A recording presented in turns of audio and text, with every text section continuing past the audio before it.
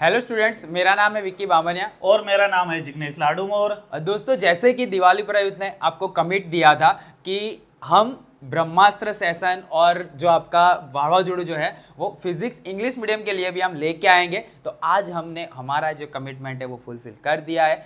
हमारे साथ है जिग्नेश लाडूमोर सर, जो 6 साल से फिजिक्स इंग्लिश मीडियम में पढ़ा रहे हैं। काफ़ी सारे बच्चों के डाउट्स भी वो हर साल सॉल्व करते हैं। तो उन्होंने बोला कि इंग्लिश मीडियम का जो वावाजोड़ू है वो मैं कंडक्ट करूंगा और ब्रह्मास्त्र के सेशन भी इंग्लिश मीडियम के बच्चों के लिए मैं प्रोवाइड करूंगा। तो आज हम जिग्नेश सर का जो एक्सपीरियंस है उसके हिसाब से हम काफ़ी सारे एमसीक्यूज वगैरह देखने जा रहे हैं ताकि आपका फिजिक्स का पेपर अच्छा जाए। ओके बच्चों, चलो we start with first MCQ, chapter number 1, charge and electric field. If charge q is placed on one of the vertex of cube, then flux passing through any one surface of cube। मान लो कि majority Gauss law का simple सा question है। Okay देखो, मान लो कि हमको क्या बोला है कि एक क्यूब है, क्यूब के को एक वर्टेक्स में यानी कि कॉर्नर पे क्यू चार्ज रखा हुआ है। क्लियर है? अकॉर्डिंग टू गॉस लॉ जो चार्ज होता है वो इनसाइड द क्या होना चाहिए, सरफेस, लेकिन यहाँ पे क्या दिया है, कॉर्नर पे। तो हमको बेसिकली क्या करना पड़ेगा, यहाँ पे क्या करना पड़ेगा, एक क्लोज सरफेस बनाना पड़ेगा। उसके लिए क्या करते हैं हम कि एक यहाँ पे क्यूब रखा है और एक क्यूब यहाँ पे साइड में रख देते हैं। क्लियर है? एक इसके ऊपर रख देंगे, एक और ऊपर रख देंगे, इसके बाजू में भी एक और रख देंगे। क्लियर है? टोटल 4 हुए। अभी भी वो साइड में है, उसके पीछे और 4 रख देंगे, यानी टोटल क्यूब कितने होंगे, 8। ओके, तब जाके ये क्यू चार्ज क्या होगा, इनसाइड द क्लोज सरफेस। यानी कि ये 8 क्यूब का जो क्लोज सरफेस बन रहा है उसका अगर मैं फ्लक्स देखूंगा तो फाई इज इक्वल टू क्या हो जाएगा, क्यू बाय एप्सिलॉन नॉट। और अगर ये वाला यूज करके ओनली मेरे को 1 क्यूब का अगर फ्लक्स चाहिए तो इसको डिवाइडेड बाय कितना करेंगे हम, 8। यानी कि जो एक क्यूब का जो फ्लक्स मिलेगा वो कितना हो जाएगा आपका, क्यू बाय 8 एप्सिलॉन नॉट। ये 1 क्यूब का फ्लक्स है, लेकिन हमको क्या पूछा है, ओनली 1 सरफेस का। किसका? ओनली 1 सरफेस का। अभी होता क्या है कि जो हमारा क्यूब होता है, जब उसके को एक कॉर्नर पे जब हम किसी चार्ज को रखते हैं क्यू, तो इसके साथ ये वाला जो प्लेन है, जो प्लेन पे ये चार्ज लिंक करेगा उसके साथ लिंक होने वाला जो फ्लक्स होता है ना वो क्या हो जाता है, 0। यानी क्यूब का बचा कितना साइड, ओनली 3 साइड। कितना बचा बेटा, 3 साइड। यानी कि जो भी इसका क्यूब का फ्लक्स है ओनली 3 साइड में डिवाइड होगा। यानी कि हम डिवाइडेड बाय इसका जो फ्लक्स, जो 1 साइड का जो फ्लक्स है इसको भी हम डिवाइडेड बाय क्या करेंगे, 3। यानी कि फाइनल आंसर हमारा हो जाएगा 24 epsilon naught, and option C हमारा क्या होगा, करेक्ट। इजी सा क्वेश्चन था। अब नेक्स्ट क्वेश्चन देखते हैं बेटा कि when two sphere having a 4q and minus q charge are placed at a certain distance, the force acting between them F. Now they are connected by conducting wire and again separated from the each other. Now they are kept at a distance half. जो पहले था उससे half distance पे हमको रखना है। The force acting between them. मान लो कि हमारे पास 2 क्यूब है, 2 स्पीयर है। मान लो कि एक पे 4q चार्ज है बेटा, एक पे कितना है, -2q चार्ज। मान लो कि इन दोनों के बीच का डिस्टेंस कितना है बेटा, r। अगर अकॉर्डिंग टू कूलम्स लॉ हम करेंगे तो इन दोनों के बीच में लगने वाला force k 4q minus 2q upon क्या हो जाएगा बेटा, r स्क्वायर। इसको थोड़ा कैलकुलेशन करेंगे तो कितना हो जाएगा। मान लो कि देखो साइन कंसिडरेशन हम करते नहीं, तो यहाँ पे हम साइन को क्या करते हैं, रिमूव। तो मान लो कि टोटल कितना हो जाएगा हमारा, 8q अपॉन r स्क्वायर। अभी क्या करना है कि ये दोनों जो स्पीयर है उसको को एक कंडक्टिंग वायर से आपको क्या करना है, कनेक्ट करना है। कंडक्टिंग वायर से जब हम इसको कनेक्ट करेंगे तो चार्ज होगा ना वो 1 स्पीयर टू दूसरे स्पीयर पे क्या होगा, ट्रांसफर। क्या होगा, ट्रांसफर। तो अभी हमको देखना है कि एक स्पीयर पे ये वायर के साथ कनेक्ट करने के बाद एक स्पीयर पे चार्ज कितना रहेगा। तो एक सिंपल फॉर्मूला है कि चार्ज होना each sphere is equal to क्या करेंगे, टोटल चार्ज। बेटा क्या करेंगे हम, टोटल चार्ज। जब भी ऐसा कोई क्वेश्चन आता है ये सिंपल फॉर्मूला आपको याद रखना है, total charge upon number of body, number of body. देखो तो यहाँ पे टोटल चार्ज अगर काउंट करते हैं तो बेटा कितना है, 4q minus 2q। Okay, sign के साथ रखेंगे। नंबर ऑफ बॉडी कितना है बेटा, 2, यानी डिवाइडेड बाय कितना आएगा बेटा, 2। यानी कि अभी हर एक स्पीयर पे जो होने वाला चार्ज है 4q माइनस 2q कितना बचेगा बेटा 2q, 2 डिवाइड हो जाएगा, बचेगा चार्ज कितना बेटा q, यानी ए वाले स्पीयर पे भी कितना चार्ज है अभी q, दूसरे वाले स्पीयर पे भी अभी कितना चार्ज है बेटा q। अभी हमको इन दोनों के बीच का डिस्टेंस को क्या कर देना बेटा हाफ, यानी कि अभी ये डिस्टेंस कितना हो जाएगा हाफ। अभी हम इस पे मान लो कि हम क्या लगाएंगे कूलम्ब्स लॉ, क्या लगाएंगे बेटा कूलम्ब्स लॉ, हमारा फेवरेट कूलम्ब्स लॉ लगाएंगे, यानी k is equal to Q क्या हो जाएगा बेटा क्यू स्क्वेयर अपॉन r/2 का स्क्वायर करोगे तो क्या हो जाएगा r² बाई 4 को ऊपर क्या कर दोगे बेटा आप मल्टीप्लाई। लेकिन यहाँ पे ऑप्शन देखो हमको f के फॉर्म में लिखना है, लेकिन f हमारा क्या है बेटा 8kq बाई r²। तो यहाँ पे 8 लाने के लिए हम क्या करते बेटा 2 से इसको मल्टीप्लाई करते हैं और 2 से इसको क्या करते हैं बेटा डिवाइड, यानी कि f डैश अभी हमारा कितना बन जाएगा बेटा 8kq square by r² divided by कितना हो जाएगा 2, यानी ये जो पूरा फोर्स है ना उसी को हमको क्या बोला है f, क्या बोला है f, यानी फाइनल आंसर जो बेटा होगा वो कितना होगा आपका f/2, कितना होगा f/2, यानी आपका करेक्ट ऑप्शन है बेटा f/2। चलो और नेक्स्ट क्वेश्चन देखते हैं बेटा, एग्जाम में घबराने का है नहीं, ओके फॉर्मूला बेसिस क्वेश्चन होने वाले हैं, क्लियर है। और electric dipole with dipole moment 4×10⁻⁹ coulomb into metre align at 30 degree with the direction of uniform electric field magnitude 5×10⁴ the magnitude of the torque on a dipole. जब भी हम किसी भी डाइपोल को इलेक्ट्रिक फील्ड में रखेंगे तो उस पे अगर देखो यूनिफॉर्म इलेक्ट्रिक फील्ड में रखेंगे तो उस पे लगने वाला नेट फोर्स 0 होता है, याद रखना क्वेश्चन हो सकता है। ओके ये दूसरा भी क्वेश्चन याद रखना कि डाइपोल का टोटल चार्ज कितना होता है 0 होता है, और अभी उसको जब हम यूनिफॉर्म मैग्नेटिक फील्ड में रखेंगे तो उस पे क्या लगेगा टॉर्क, क्या लगेगा तो अगर वही हमको फाइंड करना है, और टॉर्क का फॉर्मूला हमको पता है क्या होता है बेटा यहाँ पे इलेक्ट्रिक है, ओके हमने मैग्नेटिक लिया, इलेक्ट्रिक डाइपोल है, यानी ये बनेगा आपका EP sin थीटा। चलो इलेक्ट्रिक फील्ड कितना गिवन है बेटा आपको 5×10⁴, 5×10⁴, ये बन जाएगा आपका बेटा 4×10⁻⁹ sin 30 का वैल्यू कितना होता है बेटा 1/2, कितना होता है 1/2। अगर ये देखोगे तो 2 से मल्टीप्लाई हो जा डिवाइड हो जाएगा 5 × 2 कितना करोगे बेटा 10 फाइनल, ये बनेगा आपका 10⁻⁵, और लेकिन आंसर हमारा होगा 10⁻⁴ न्यूटन इंटू मीटर। ओके या तो इसको आप जूल भी लिख सकते हो, क्लियर है। तो ये फाइनल आंसर होगा आपका 10⁻⁴। चलो और नेक्स्ट क्वेश्चन देखते हैं बेटा, which of the following property is not true for electric field line. लुल्लू सा क्वेश्चन है बेटा, 2 field line never cross each other, सही है बट ये बोला ऑप्शन सही है। Electric field line can be taken to be continue curve without any break, ये वाला ऑप्शन भी बेटा सही है, प्रॉपर्टी में आता है। Electric field line from close loop, ये मेरे को गलत लग रहा है क्योंकि electric field line never make a close loop, यानी आपका अगर देखो यहाँ पे क्या बोला है not true electric field line, not true हमको, यानी कि ये वाला प्रॉपर्टी क्या है गलत, यानी आपका सही ऑप्शन कौन सा आएगा बेटा सी। ओके लास्ट वाला भी देख लेते, tangent draw at any point of the field line represent direction of E, सही है बात, सही है बात। चलो और आगे बढ़ते बेटा, नेक्स्ट क्वेश्चन व्हेन, देखो चैप्टर नंबर 2 से क्वेश्चन है, बहुत इजी क्वेश्चन है। When n capacitor each of equal value C are connected to equivalent capacitance of the combination.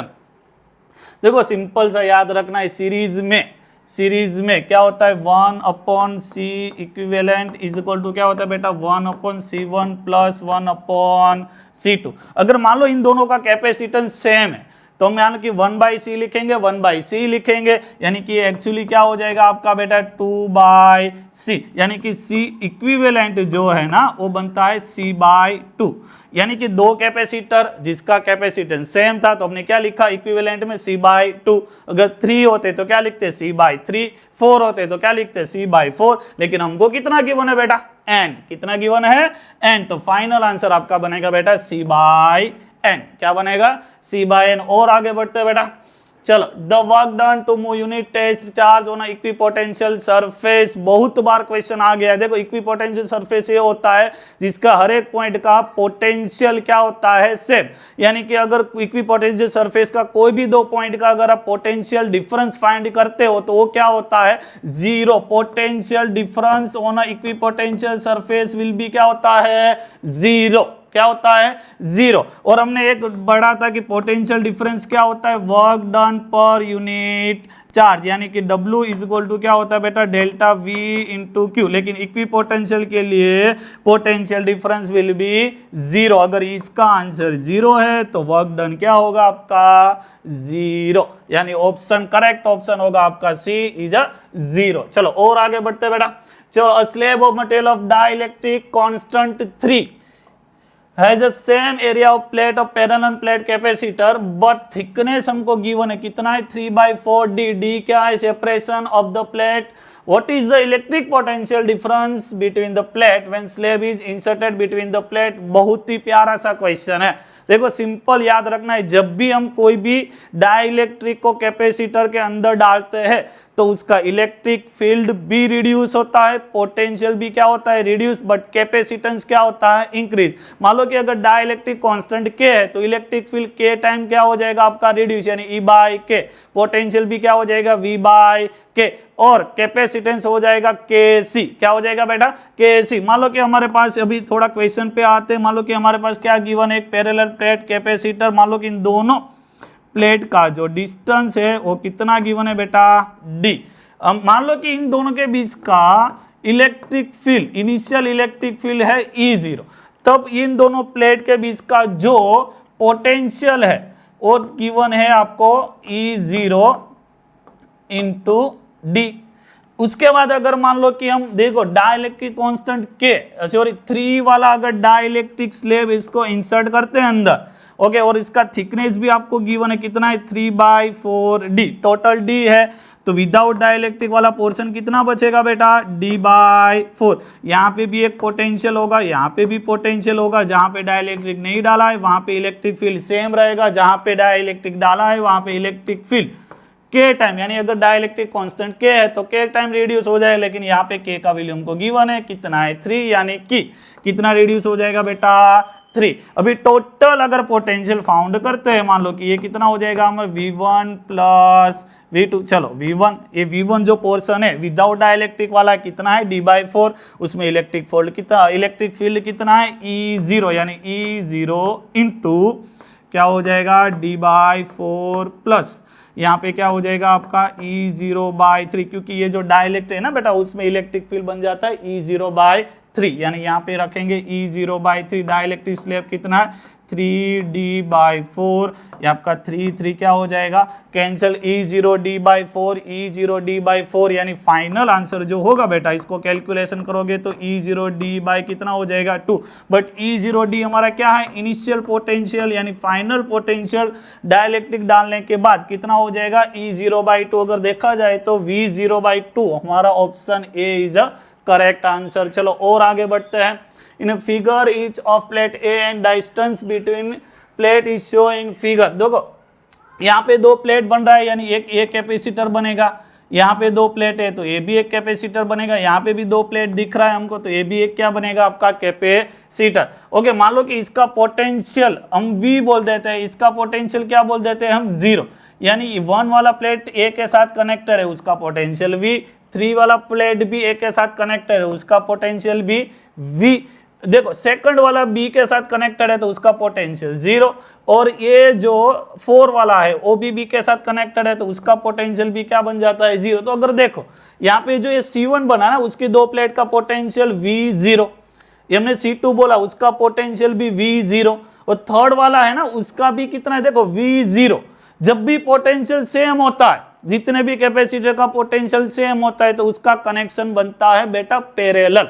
क्या बनता है, पैरेलल। यानी कि ये तीनों कैपेसिटर जो है ना वो पैरेलल है। क्या है, पैरेलल। और पैरेलल में इक्विवेलेंट कैपेसिटेंस होता है आपका C1 plus C2 plus C3। चलो C1 कितना हो जाएगा, तो एप्सिलॉन नॉट, क्योंकि हर एक प्लेट का एरिया आपको A गिवन है, लेकिन देखो फर्स्ट वाला है ना उसमें डिस्टेंस 2D है तो यहाँ पे क्या रखोगे आप, 2D प्लस सेकंड वाला है उसका एरिया तो सेम है, लेकिन डिस्टेंस कितना गिवन है बेटा, d। यहाँ पे गलती करोगे थोड़ा ध्यान में रखना, यहाँ पे हो जाएगा आपका d प्लस ए क्या हो जाएगा आपका epsilon naught a bye 2d। तो अगर देखो ये हाफ 1 बन जाता है, 1 और 1 कितना बन जाता है बेटा 2, यानी फाइनल आंसर होगा 2 epsilon naught a by d, यानी फाइनल आंसर आपका होगा C, option C will be correct.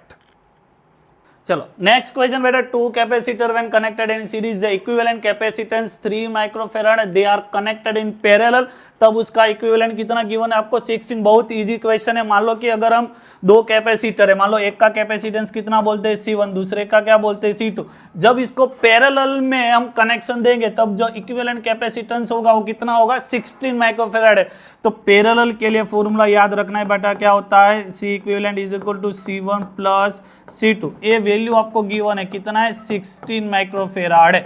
ये कितना वैल्यू गिवन है आपको 16 माइक्रोफैराड है। जब इसको हम कैसे कनेक्ट करेंगे इन सीरीज, तो सीरीज का इक्विवेलेंट याद रखना है बेटा, माँ याद रखना है। क्या याद रखना है? माँ। ऊपर मल्टीप्लिकेशन करोगे, नीचे क्या करोगे आप एडिशन, यानी ये क्या हो जाता है आपका C1 इंटू C2 अपॉन क्या हो जाता है C1 प्लस C2। जब भी दो कैपेसिटर देखे और सीरीज में कनेक्शन दिया है और उसका अगर आपको क्या चाहिए इक्विवेलेंट, तो सिंपल याद रखना है माँ बेटा।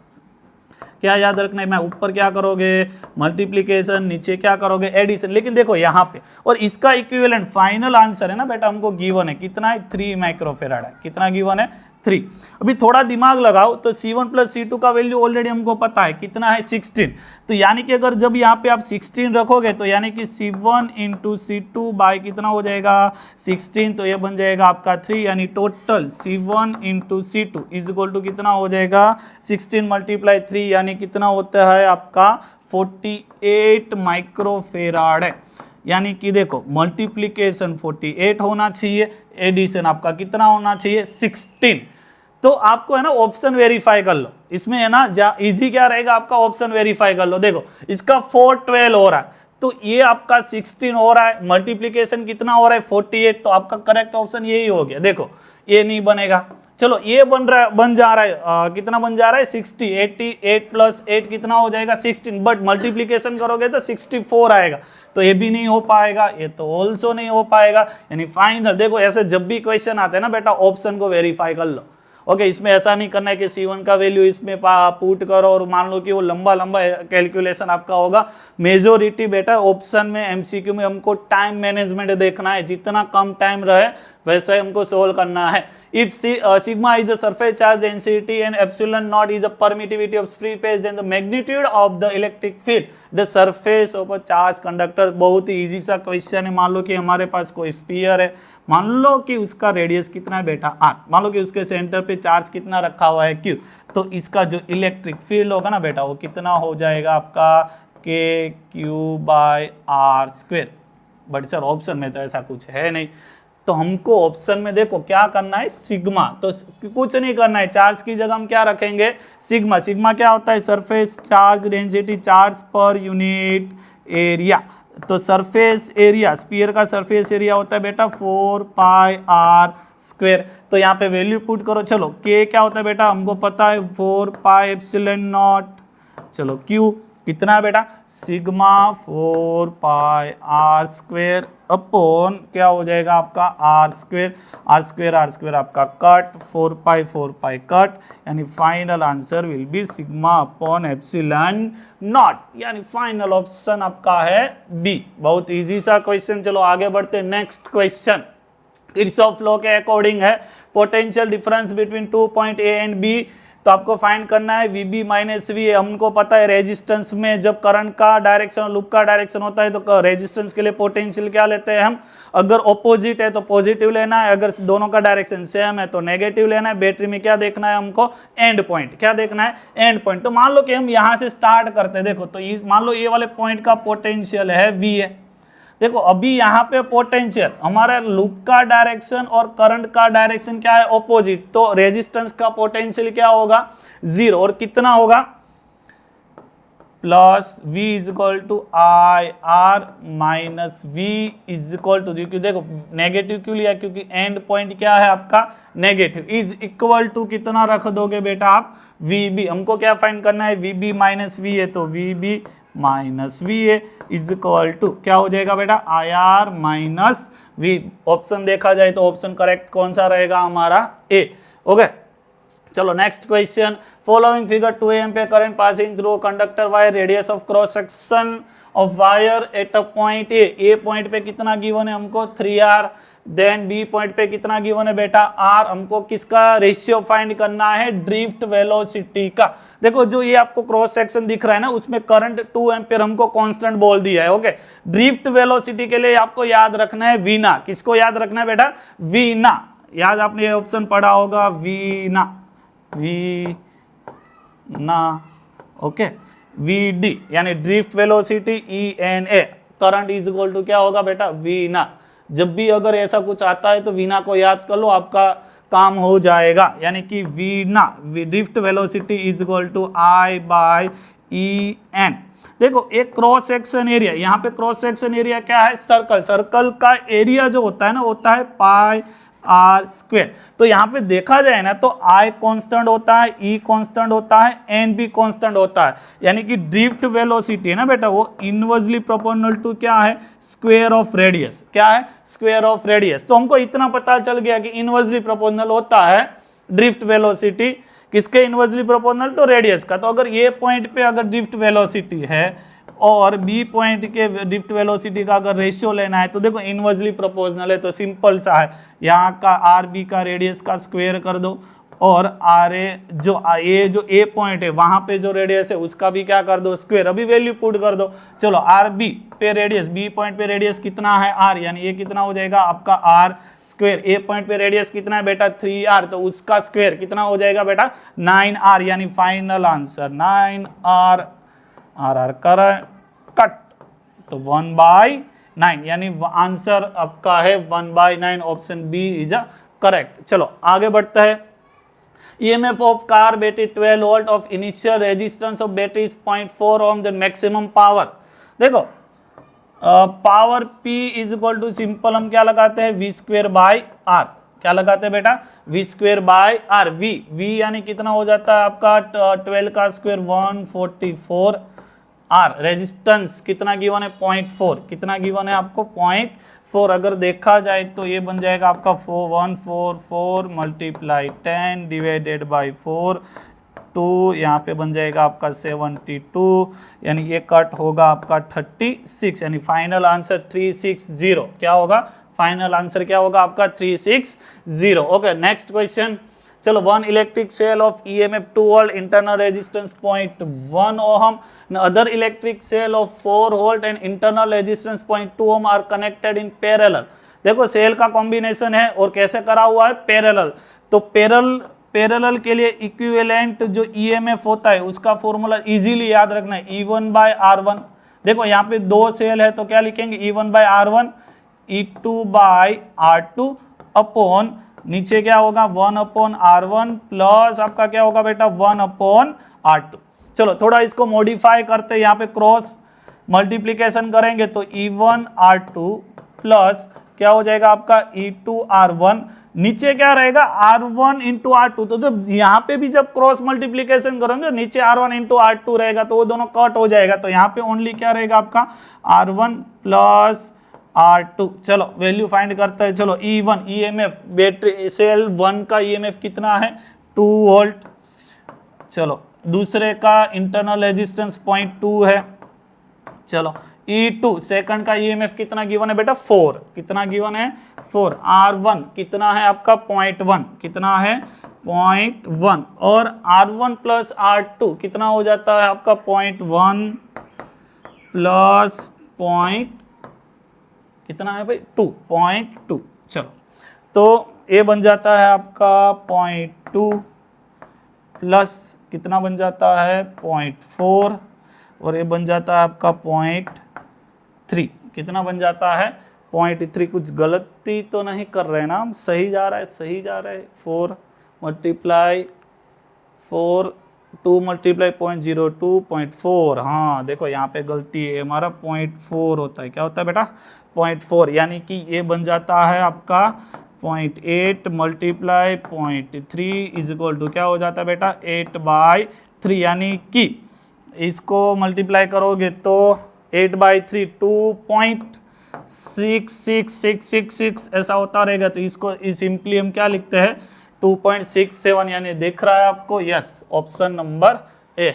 चलो इजी सा क्वेश्चन था और आगे बढ़ते हैं हम। At a room temperature 27 degree Celsius the resistance of heating element is 100 ohm. What is the temperature of the element if the resistance is found to be 137 ohm, given that the temperature coefficient of the material of the resistance हमको given है। देखो ये effect of resistance, effect of temperature on resistance का question है, जिसमें हमको simply पता है कि change in resistance is equal to क्या होता है initial resistance alpha temperature gradient and change in temperature. देखो यहाँ पे अगर देखा जाए तो रेजिस्टेंस कहाँ से कहाँ चेंज हो रहा है 137 से कितना हो रहा है 100, तो यहाँ पे चेंज इन टेम्परेचर में लिखेंगे 137 माइनस 100। इनिशियल ये आपका क्या होता है इनिशियल, तो इनिशियली कितना रेजिस्टेंस है 100, नीचे क्या रहेगा आपका 100 मल्टीप्लाई अल्फा, अल्फा का वैल्यू कितना है आपका 1.35 10⁻⁻⁴ और इज इक्वल टू चेंज। देखो हमको टी फाइंड करना है कि यानी कितने, देखो इसको मान लो कि हम T0 बोल देते हैं और इसको क्या बोल देते हैं T, हमको क्या फाइंड करना है T, यानी कि ये बनेगा आपका T माइनस T0, यानी वो कितना गिवन है, सॉरी यहाँ पे है ना T0, और T0 कितना गिवन है आपको 37, यानी ये बनेगा आपका T0, उसका वैल्यू कितना होगा आपका 37। क्लियर है, तो इसको थोड़ा कैलकुलेशन करते तो ये बन जाएगा आपका 37 अपॉन ये बन जाएगा आपका 135, इसको करेंगे ऊपर तो ये हो जाएगा 10⁻⁴ और प्लस कितना होगा बेटा 27 इज इक्वल टू T। इसको बेटा जब कैलकुलेशन करोगे ना तो फाइनल आंसर जो आएगा, आप कैलकुलेशन करोगे तो इसका फाइनल आंसर जो होगा वो होगा 2767 डिग्री सेल्सियस। कितना होगा 2767 डिग्री सेल्सियस। ओके, और आगे बढ़ते हैं बेटा। A resistance of conducting wire is R is divided into 10 equal part. Now there these parts connected in a parallel. तो effective resistance हमको फाइंड करना है। देखो एक R रेजिस्टेंस का वायर है, उसको 10 पार्ट में डिवाइड करोगे तो हर एक का 10 पार्ट का हर एक का जो एक का रेजिस्टेंस होगा वो बनेगा आपका R/10। कितना बनेगा R/10। अभी ये जो 10 रेजिस्टेंस बने ना उस सबको हमको किस में कनेक्टेड करना है पैरेलल, यानी कि पैरेलल के लिए R इक्विवेलेंट जो पैरेलल होता है वो होता है आपका R/n। तो यहाँ पे हर एक रेजिस्टेंस का रेजिस्टेंस कितना है R/10, टोटल कितने रेजिस्टेंस है 10, यानी फाइनल आंसर 10 मल्टीप्लाई 10 कितना हो जाता है आपका 100। फाइनल आंसर हो जाएगा बेटा आपका R/10, कितना हो जाएगा R/10। चलो नेक्स्ट क्वेश्चन पे चलते हैं। And resistance is of equal value R combined to get maximum and minimum effective resistance, then ratio of maximum effective resistance to minimum. Maximum के लिए हम क्या करते हैं, इसको सीरीज में करते हैं। किसमें, सीरीज में। तो सीरीज का क्या हो जाता है आपका NR, क्या हो जाता है NR। और जब हम पैरेलल में कनेक्शन करते हैं तो कब मिलता है हमको रेजिस्टेंस मिनिमम, उसके लिए कितना हो जाता है आपका R/n। जब इन दोनों का रेशियो लगाते हैं तो RR क्या हो जाता है बेटा का n ऊपर जाएगा तो फाइनल आंसर कितना हो जाएगा बेटा n²। कितना हो जाएगा n²। इजी सा क्वेश्चन था, आगे बढ़ते हैं बेटा।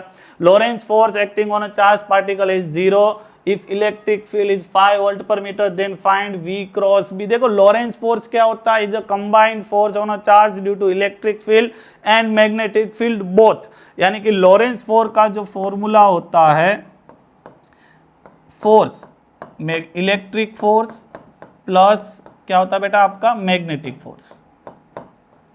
इलेक्ट्रिक फोर्स, जब भी कोई इलेक्ट्रिक फील्ड में Q चार्ज रखेंगे तो उस पर लगने वाला फोर्स क्या होता है E × Q। ओके, और जब कोई चार्ज को मैग्नेटिक फील्ड में रखता है तो उस पर लगने वाला फोर्स होता है बेटा QV क्रॉस B। क्या होता है बेटा V क्रॉस B। लेकिन हमको क्या बोला है कि लॉरेंस फोर्स क्या है बेटा 0, यानी लॉरेंस फोर्स को आपको क्या लेना है 0। क्या लेना है? 0। यानी कि आपको अगर ई को मान लो कि किसी को भी यहाँ पे ला सकते हो, तो मान लो कि मैं इसको लाऊंगा तो ये क्या हो जाएगा आपका माइनस ए बनेगा आपका क्यू वी क्रॉस बी। क्या होगा? V cross B. ये क्यू क्यू क्या हो जाएगा आपका कैंसर। लेकिन हमको फाइंड क्या करने को बोला है पता है? B cross V. तो हमको पता है कि V cross B is equal to क्या होता है बेटा? Minus B cross V. तो यहाँ पे आपका ये अगर क्या क्या लिख सकते हैं हम इसको? Minus B cross V. और ये ई तो हमको गिवन है, कितना गिवन है? 5। तो यहाँ पे क्या आ जाएगा? 5। यानी कि बी क्रॉस वी का आंसर कितना होगा आपका? 5। यानी करेक्ट ऑप्शन आपका क्या रहेगा? सी। करेक्ट ऑप्शन आपका क्या रहेगा? सी। चलो आगे बढ़ते हैं। Charge particle gain energy due to, काफी बच्चे को ऐसा लग रहा है कि एनर्जी जो मिलता है ना वो इलेक्ट्रिक फील्ड की वजह से भी मिलेगा और मैग्नेटिक फील्ड की वजह से भी मिलेगा। याद रखना, मैग्नेटिक फील्ड कभी भी एनर्जी नहीं देता है बेटा। Okay, energy always gain by electric field, यानी आंसर होगा आपका इलेक्ट्रिक फील्ड। क्या आंसर आएगा? Electric field. What is the magnitude of magnetic force per unit length on wire carrying a current 8 ampere and making an angle 30 degree with the direction of uniform magnetic field of 0.15 Tesla. तो अगर uniform magnetic field में कोई current carrying wire को रखेंगे तो उस पर लगने वाला जो फोर्स होता है वो फोर्स होता है बेटा F is equal to I L B sine theta. लेकिन यहाँ पे शायद आपको क्या फाइंड करने को बोला है? Magnetic force per unit length. क्या फाइंड करने को बोला है? Per unit length. यानी कि ये क्या फाइंड करना है आपको बेटा? F by L. तो चलो L तो नीचे आ गया, I का वैल्यू आपको गिवन होगा, कितना है? 8। ओके, और ये कितना हो जाएगा आपका? 0.15 साइन 30 यानी कितना हो जाता है बेटा? 1/2। यानी ये कितना हो जाता है आपका? 4। और फाइनल आंसर आपका हो जाता है 0.16 न्यूटन पर मीटर। है ऐसा कोई ऑप्शन? यस, 0.6। करेक्ट ऑप्शन आपका क्या हो जाएगा? बी। चलो और एक नेक्स्ट क्वेश्चन लेते हैं। A solenoid of length 0.5 meter has a radius of 1 centimeter is made of 500 turn it carrying a current 5 ampere. What is the magnitude of magnetic field inside solenoid? तो आपको simple क्या करना है? Magnetic field inside the solenoid का formula लगाना है, mu 0 N I by L. याद रखना है, देखो यहाँ पे एक गलती मत करियो, डायरेक्ट म्यू 0 का भी। ये जो स्मॉल एन होता है ना, ये होता है टर्न पर यूनिट लेंथ, यानी एन बाई एल। यहाँ पे हमको देखो क्या गिवन है, पहले देख लो। टोटल टर्न है, यस, टोटल टर्न कितने सेंटीमीटर में गिवन है हमको? 0.5 मीटर में गिवन है। कितने मीटर में? 0.5। तो वैल्यू पुट करो। चलो 4 5 10⁻⁻7। टोटल टर्न कितने हैं बेटा हमारे? 500। कितने गिवन है बेटा? 500 आई आई आई आई। कितना करंट है बेटा? 5। करंट कितना गिवन है हमको? 5। Okay, 5 upon L. लेंथ कितना गिवन है? 0.5। कितना गिवन है? 0.5। तो इसको अगर कैलकुलेशन करोगे तो 4 × 5 कितना हो जाएगा आपका? 20 पाई। ये बन जाएगा 10⁻⁻7। इसको हम क्या लिख सकते हैं बेटा? 5 10⁻⁻1। और ये क्या बन जाएगा आपका? 5। ओके, हमने कुछ गलत किया है? यस, गलत करा है, क्योंकि ये पावर को हम काउंट कर लेते। चलो फिर से करते, कोई बात नहीं, अच्छे से करेंगे। चलो कैलकुलेशन में इजी वे से करते हैं। चलो ओके, तो ये बन जाता है हमारा 4 5 10⁻⁻7। चलो ये बन जाएगा आपका 5, ये बन जाएगा आपका 5। ये 0.5 को किस में क्या लिखते हैं पता है? 5 10⁻⁻1। फायदा क्या होगा कि ये 5 अभी आपका कट हो गया। देखो अभी इजीली क्वेश्चन सोल्व हो जाएगा। 5 × 4 कितना हो जाता है आपका? 20। कितना हो जाता है? 20। ओके, और 5000 यानी ये बन जाता है आपका 2000। यहाँ पे पाई का वैल्यू होता है 3.14। चलो, और 10⁻⁻ ऊपर जाएगा प्लस हो जाएगा, तो ये क्या बनेगा आपका? 10⁻6। देखो हम क्या करते हैं, 2 × 3.14 यानी ये बन जाता है आपका 6.28 मल्टीप्लाई 10⁻3, क्योंकि ये 10⁻3 होगा, -6 answer will be 10⁻3। Tesla, option B is a correct answer. Okay, चलो इजी सा क्वेश्चन था, और आगे बढ़ते हैं बेटा। तो long straight wire in horizontal plane carrying a current is a 50 ampere in north to south direction, give the magnitude and direction of B at a point 2.5 east of wire. देखो आपको क्या ये वाले क्वेश्चन में ना direction में काफी बच्चों को दिक्कत आती है। ये वाले क्वेश्चन में क्या करो कि एक प्लेन ड्रॉ कर लो, मान लो कि ये आपका नॉर्थ है, ये आपका क्या है साउथ है, ये आपका क्या है ईस्ट है, और ये आपका क्या है वेस्ट। अभी आपको बोला है कि करंट कहाँ से कहाँ जा रहा है, वो पहले देख लो कहाँ से कहाँ जा रहा है, नॉर्थ टू साउथ।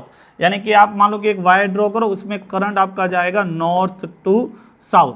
ओके, और आपको क्या फाइंड, कहाँ पे electric field find, magnetic field find करना है 2.5 ईस्ट साइड में। यानी कि यहाँ से मान लो कि डिस्टेंस आर है, तो यहाँ पे ईस्ट साइड पे कोई पॉइंट मान लो पी है, वहाँ पे आपको क्या फाइंड करना है, मैग्नेटिक फील्ड को। इनफाइनाइट लॉन्ग वायर का मैग्नेटिक फील्ड का फॉर्मूला होता है बेटा μ0I/2πr। वैल्यू पुट करोगे तो ये बन जाएगा 4π10⁻⁷ करंट कितना गिवन है बेटा आपको 50 एम्पियर।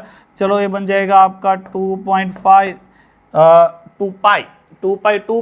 को मैं क्या लिखता हूँ 25 10⁻⁻1, क्योंकि हमारा कैलकुलेशन क्या हो जाता है इजी। तो ये बन जाएगा आपका 2, मान लो कि ये बी 2 से मल्टीप्लाई डिवाइडेड बाई 2, यानी 2 × 2 आंसर कितना हो जाएगा आपका 4, ये ऊपर जाएगा तो 10⁻⁻6 टेस्ला।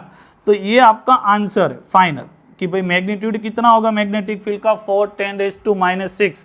तो देखो यहाँ पे हर जगह दिख रहा है, हमको हर जगह दिख रहा है। तो ऐसे वाले क्वेश्चन में ना हमने गलती कर दी, हमको ओनली क्या देखो हर एक का मैग्नीट्यूड तो सेम है, तो हमको मैग्नीट्यूड के साथ में कुछ लेना देना था ही नहीं। हम क्या देखते हैं इसमें डायरेक्शन, क्या देखते हैं डायरेक्शन। तो सिंपल है, देखो वायर के लिए क्या याद रखो कि अगर ये वायर है, अगर मान लो कि हमारा करंट आई है, तो क्या करोगे करंट की डायरेक्शन में क्या रखो थंब, जैसे फिंगर जैसे कर्ल होते हैं ना उस डायरेक्शन में हमारा मैग्नेटिक फील्ड जाएगा। तो यहाँ पे अपवर्ड डायरेक्शन में है तो ऐसे अपवर्ड, यानी कि अगर देखा जाए ना तो मैग्नेटिक फील्ड आपका एंटी क्लॉकवाइज घूमेगा। यानी कि अगर पी पॉइंट यहाँ पे होता है तो यहाँ पे मैग्नेटिक फील्ड इनवर्ड होता है, यहाँ पे अगर होगा तो यहाँ पे क्या होगा आउटवर्ड। उसी तरह देखो यहाँ पे आप ऐसे रखोगे, मान लो कि हमारा थंब ऐसे रखोगे तो ये वाला पॉइंट से मैग्नेटिक फील्ड लाइन अंदर जाएगा, पी पॉइंट से मैग्नेटिक फील्ड कहाँ आएगा बाहर, यानी अपवर्ड डायरेक्शन में। ये हमने देखो गधा मजूरी कर दी।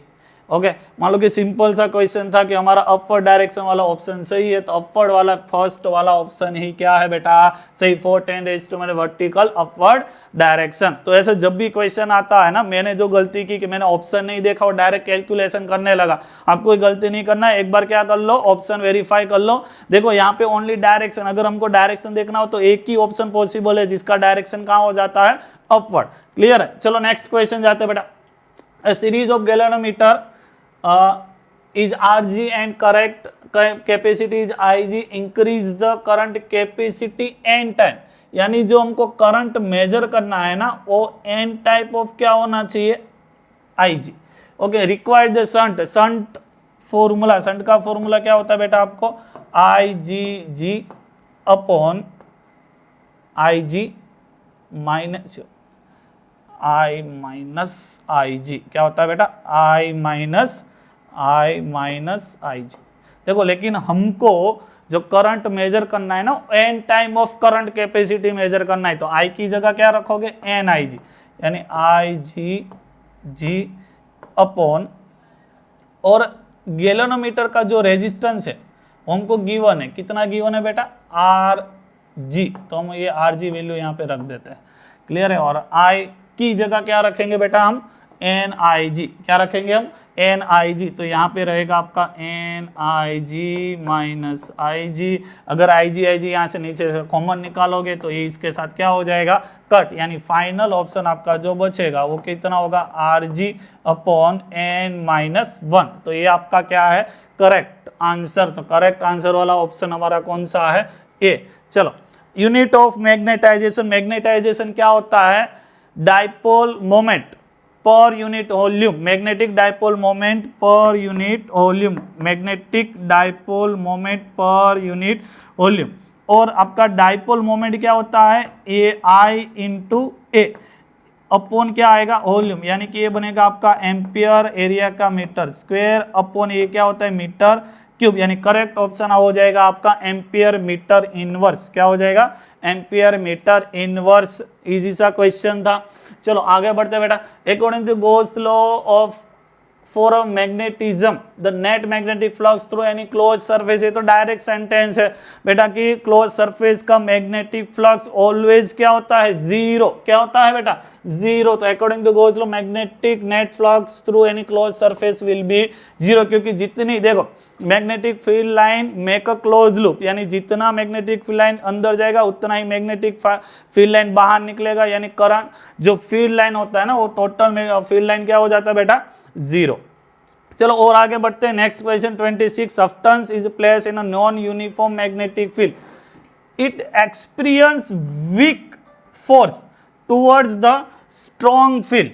देखो वीक फोर्स, देखो वीक फोर्स के लिए हमारे दो, देखो जब हमारा वीक से स्ट्रॉन्ग लगता है ना तो दो पॉसिबिलिटी हो जाता है, एक हो जाता है हमारा फेरोमैग्नेटिक वाला और एक हो जाता है हमारा पेरोमैग्नेटिक, क्योंकि डायमैग्नेटिक तो क्या लगता है स्ट्रॉन्ग से वीक, लेकिन यहाँ पे देखो वीक फोर्स बोला है तो वीक फोर्स किस में लगता है बेटा पैरामैग्नेटिक में, अगर स्ट्रॉन्ग फोर्स बोला होता तो किस में लगता बेटा फेरोमैग्नेटिक में, यानी देखो यहाँ पे वीक फोर्स बोला है तो आंसर ऑप्शन सी आपका क्या होगा बेटा करेक्ट। ओके चलो next question. Bar magnet having a pole strength P is divided into 4 equal part, then each part initial length then pole strength। देखो इजी सा क्वेश्चन है। अगर मान लो कि कोई बार मैग्नेट है बेटा, उसको आपको ऐसे भी कट करना है और ऐसे भी कट करना है।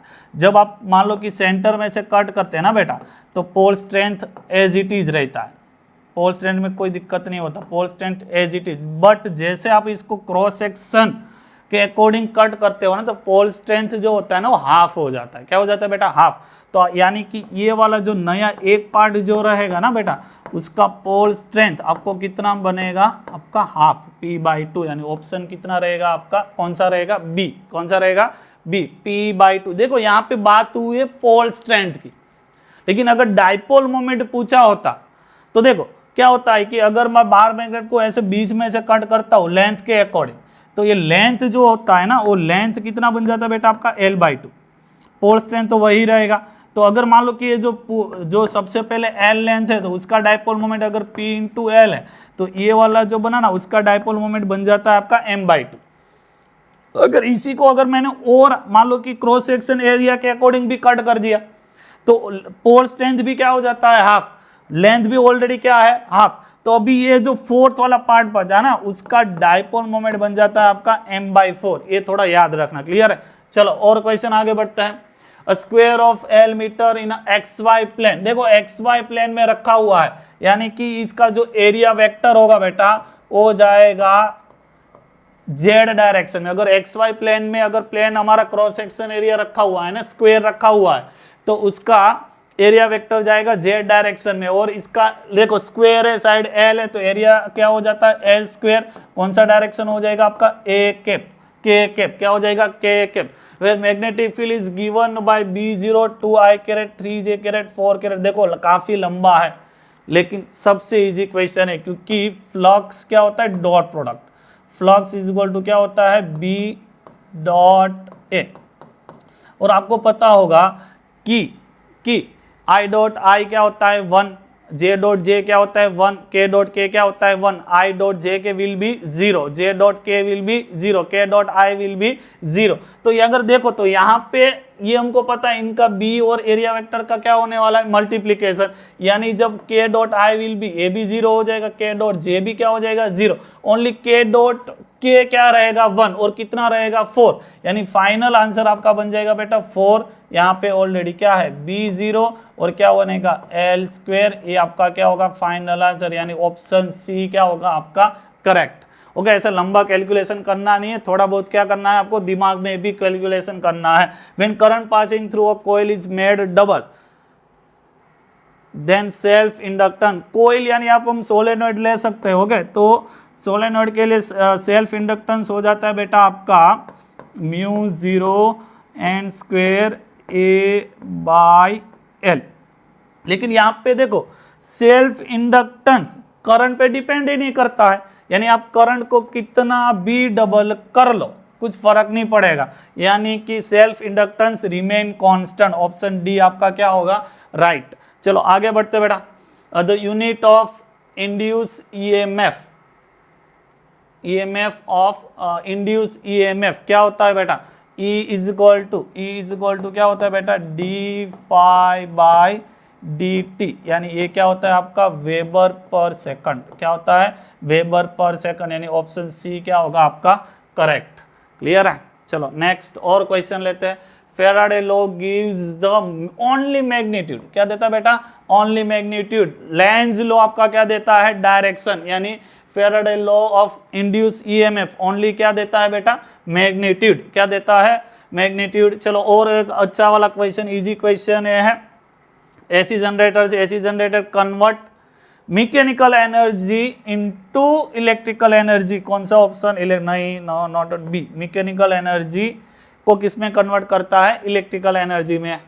इजी क्वेश्चन था। और आगे बढ़ते, which one of the following equation of magnetic energy density, लुल्लू क्वेश्चन है बेटा, B²/2 μ0, ये तो सब बच्चे को पता ही होगा, एनर्जी डेंसिटी B²/2 μ0। चलो और आगे बढ़ते हैं। The self inductance A of solenoid length and area cross section A increase then with fix number of turn. हमको बोला है कि L इज इक्वल टू क्या होता है बेटा, μ0 n² A/L।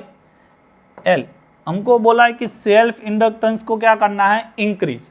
आपका जो टर्न है ना उसको क्या रखना है, कांस्टेंट। μ0 ऑलरेडी क्या है, कांस्टेंट, यानी एरिया को आपको क्या करना पड़ेगा, इंक्रीज, और लेंथ को आपको क्या करना पड़ेगा, डिक्रीज, क्योंकि आपको क्या बोला है, सेल्फ इंडक्टेंस को क्या करना है आपको, इंक्रीज। तो ऑब्वियस बात है, area cross section area increase and L will be decrease. Option B आपका क्या रहेगा, करेक्ट। क्या रहेगा, correct. Then next question, out of the following given loop in which loop the direction of induce current ACB। Current का direction ऐसे होना चाहिए कि चेंज ऑफ फ्लक्स क्या होना चाहिए, ओपोज। क्या होना चाहिए, ओपोज। देखो सिंपल है, अगर मान लो कि ये लूप अंदर जा रहा है तो इसके साथ लिंक होने वाला जो फ्लक्स है ना बेटा वो इंक्रीज होगा। हमको क्या करना है, उसको डिक्रीज करने के लिए जो करंट होता है ना उसका डायरेक्शन, उसका जो मैग्नेटिक फील्ड होगा वो कहाँ होना चाहिए, आउटवर्ड, तभी इसका टोटल फ्लक्स क्या होगा, रिड्यूस। क्या होगा, रिड्यूस। और मैग्नेटिक फील्ड आउटवर्ड होने के लिए, देखो मैग्नेटिक फील्ड आउटवर्ड होने के लिए करंट जो होता है ना वो क्या होना चाहिए आपका, एंटी क्लॉकवाइज। क्या होना चाहिए, एंटी क्लॉकवाइज, यानी A से B से क्या होना चाहिए, C। तो इट नॉट करेक्ट ऑप्शन। अगर देखो इसमें जाएंगे तो इसमें मैग्नेटिक फील्ड क्या हो रहा है, डिक्रीज, क्योंकि बाहर जा रहा है। तो इसमें भी आपका जो नेट फ्लक्स है ना अभी वो क्या होना चाहिए, इंक्रीज के लिए मैग्नेटिक फील्ड अगर बाहर है तो इसमें जो करंट बनेगा उसका मैग्नेटिक फील्ड भी कहाँ होना चाहिए, बाहर होने के लिए हम देखो बाहर मैग्नेटिक फील्ड, इसके यहाँ पे भी जो करंट है वो क्या होना चाहिए, एंटी क्लॉकवाइज, यानी क्या होना चाहिए, ABC। ये भी हमारा गलत है। देखो यहाँ पे भी ये बाहर जा रहा है तो इसका भी मैग्नेटिक फील्ड है ना वो क्या होना चाहिए, इंक्रीज, या तो मैग्नेटिक फ्लक्स क्या होना चाहिए, इंक्रीज। तो इसका डायरेक्शन बी क्या होगा, एंटी क्लॉकवाइज, यानी ABC। हमको क्या चाहिए, ACB। अगर ये तीनों गलत है ऑब्वियस बात है ये आपका सही होने वाला है। क्लियर है। तो देखो ये अगर बाहर जा रहा है तो इसका मैग्नेटिक फील्ड क्या होगा, मैग्नेटिक फ्लक्स क्या होगा, डिक्रीज होगा। तो इसमें जो करंट बनेगा उसकी वजह से मैग्नेटिक फ्लक्स क्या होना चाहिए, इंक्रीज। यानी कि अगर ये इनवर्ड है तो इसमें जो करंट बनेगा यानी मैग्नेटिक फील्ड बनेगा उसका डायरेक्शन भी कहाँ होना चाहिए, इनवर्ड। और इनवर्ड मैग्नेटिक फील्ड के लिए करंट आपका क्या होना चाहिए बेटा, क्लॉकवाइज। कौन सी डायरेक्शन में होना चाहिए, क्लॉकवाइज, यानी डायरेक्शन होना चाहिए ACB। हमको वही पूछा है, क्या बोला, ACB, यानी डी ऑप्शन में डायरेक्शन होगा वो क्या रहेगा आपका, ACB। चलो और एक अच्छा वाला क्वेश्चन लेते बेटा। AC circuit having only capacitor है तो फेज डिफरेंस कितना रहेगा, π/2। करंट क्या करेगा, लीड करेगा, यानी current lead the voltage in a phase of π/2। Okay, option क्या होगा आपका, A सही रहेगा बेटा। चलो और आगे बढ़ते बेटा। इंडक्टिव रिएक्टेंस इन इंडक्टर, यानी XL इज इक्वल टू क्या होगा आपका ओमेगा L, क्या होता है ओमेगा L, यानी कि करेक्ट ऑप्शन आपका क्या रहेगा बेटा डी, क्या रहेगा D. XL inductive reactance, XL is equal to क्या होगा omega L। Power factor at a time of resonance, resonance time पे इम्पीडेंस जो होता है ना बेटा वो क्या होता है आपका R, और power factor cos phi is equal to क्या होता है बेटा R by mod of Z, क्या होता है R by mod of Z। लेकिन रेजोनेंस टाइम में इम्पीडेंस होता है आपका R कट हो जाता है तो 1, यानी कि cos फाई कितना होगा आपका 1, पावर फैक्टर कितना होगा बेटा 1। चलो आगे बढ़ते हैं। Okay, on ideal transformer secondary turn is greater than to primary coil का टर्न। ओके, यानी कि ये NH ग्रेटर देन क्या है NP, यानी ये है आपका स्टेप अप ट्रांसफॉर्मर। कौन सा है बेटा step up.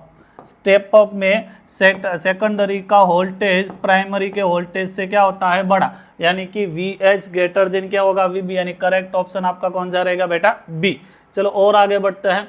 In LCR AC series circuit resonance IRMS is equal to, resonance में फिर से current IRMS is equal to क्या होता है VRMS upon mod of Z होता है, बट यहाँ पे रेजोनेंस में इम्पीडेंस कितना होता है R, यानी यहाँ पे क्या लिखोगे R। और देखो VRMS हमको दिख नहीं रहा है तो VRMS इज इक्वल टू क्या होता है VM बाई रूट टू, यानी VRMS VM by root two into क्या हो जाएगा बेटा R, यानी फाइनल ऑप्शन आपका कौन सा रहेगा VM रूट टू R। चलो अच्छा क्वेश्चन था, इजी क्वेश्चन था। और आगे बढ़ते हैं। Output of step transformer is measured to be 24 volt, यानी ये आपका RMS होता है, याद रखना बेटा। ये क्या गिवन जो भी वोल्टेज होता है ना, जब भी आपको मैक्सिमम नहीं बोला है तो वो क्या लेना है आपको RMS वैल्यू। अगर बोला है पीक वैल्यू बोला है तो उसको आप मैक्सिमम मान सकते हो। ओके, और वोट कितना गिवन है, पावर कितना गिवन है आपको 12 वोट, और आपको क्या फाइंड करना है पीक करंट फाइंड करना है। क्या फाइंड करना है पीक करंट। देखो तो VRMS है, power P is equal to क्या होता है बेटा VRMS इंटू क्या होता है IRMS। ओके, लेकिन हमको को क्या फाइंड करना है मैं पहले सबसे पहले क्या फाइंड कर लेते हैं हम RMS करंट। RMS करंट बनेगा आपका, देखो पावर कितना गिवन है बेटा आपको 12। ओके, RMS ऑफ वोल्टेज कितना गिवन है 24, यानी ये आंसर कितना हो जाएगा आपका 1/2, कितना हो जाएगा 1/2। और पीक मैक्सिमम करंट क्या होता है तो √2 into RMS value of current, यानी कि √2 RMS वैल्यू कितना बना हमारा 1/2, यानी फाइनल आंसर पीक करंट कितना होगा आपका 1/√2, कितना होगा बेटा 1/√2, यानी करेक्ट ऑप्शन रहेगा आपका A। कौन सा रहेगा बेटा A। चलो और आगे बढ़ते हैं बेटा। ओके, इन LCR circuit R √7 ohm, XL आपका गिवन है, इंडक्टिव रिएक्टेंस आपको गिवन 11 ओहम, कैपेसिटिव रिएक्टेंस आपको 8 ओहम गिवन है। जो value of impedance simple formula basis question है बेटा। क्या होता है इम्पीडेंस का फॉर्मूला R² प्लस आपका क्या होगा XL माइनस XC का होल स्क्वायर। तो देखो रेजिस्टेंस √7 है तो इसका स्क्वायर करोगे तो कितना आएगा आपका R, और यहाँ पे XL माइनस XC यानी कि 11 माइनस 8 करोगे तो कितना हो जाएगा आपका 3, यानी 3 का स्क्वायर करोगे बेटा तो कितना होगा 9। 3 का स्क्वायर कितना हो जाएगा बेटा 9, यानी कि अंडर रूट कितना होगा आपका बेटा आंसर 16, यानी अंडर रूट से बाहर निकालोगे तो इम्पीडेंस रहेगा आपका 4 ओहम। कितना रहेगा 4 ओहम वाला ऑप्शन है यस। हमारा कौन सा होगा बेटा A।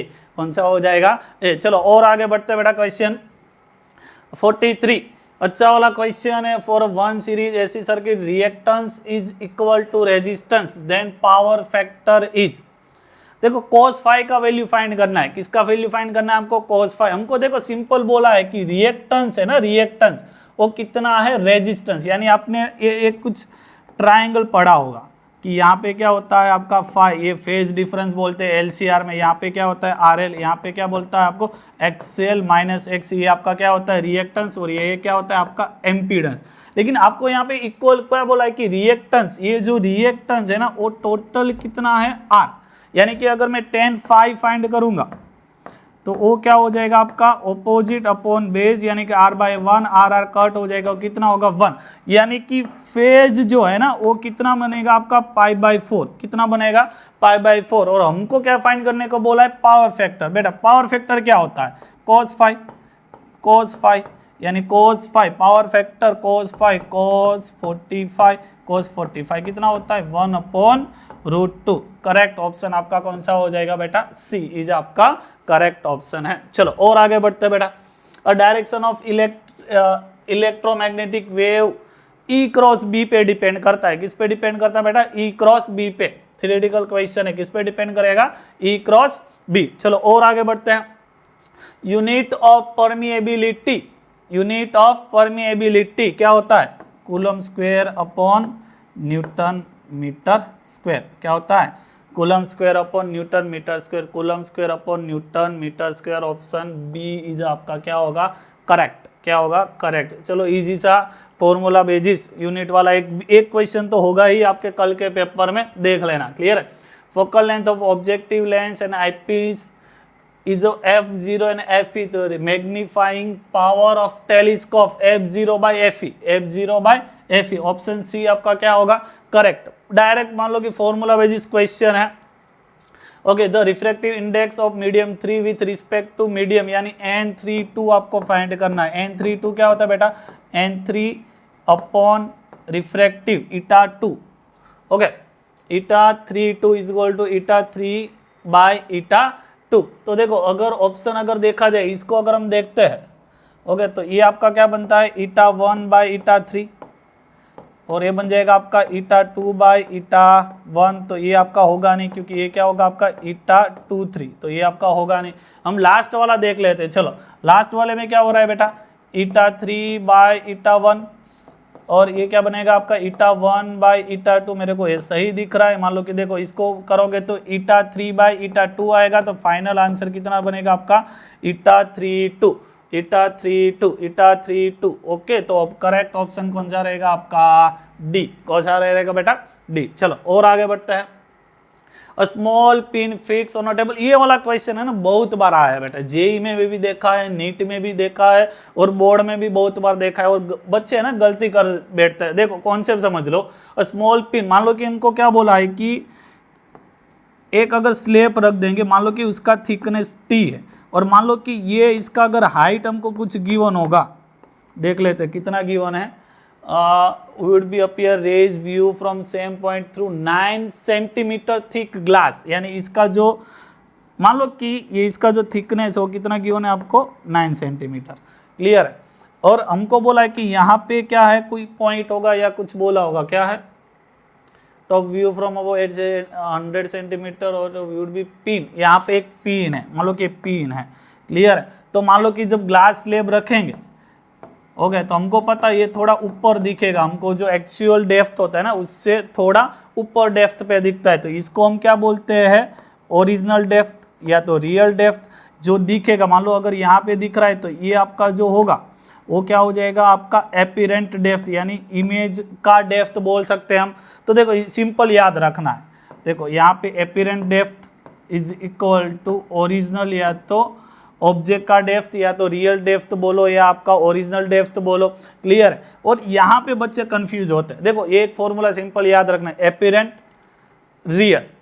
अभी जहाँ से देख रहे हो ना वो ऊपर रहेगा, कहाँ से देख रहे हो, तो आप रेयर मीडियम से देख रहे हो। मान लो इसका रिफ्रैक्टिव इंडेक्स 𝜂1, रेयर मीडियम हो जाएगा, डेंसर मीडियम हमारा ग्लास है, मान लो इसका रिफ्रैक्टिव इंडेक्स कितना हो जाता है 𝜂2, तो ये रहेगा आपका 𝜂1/𝜂2।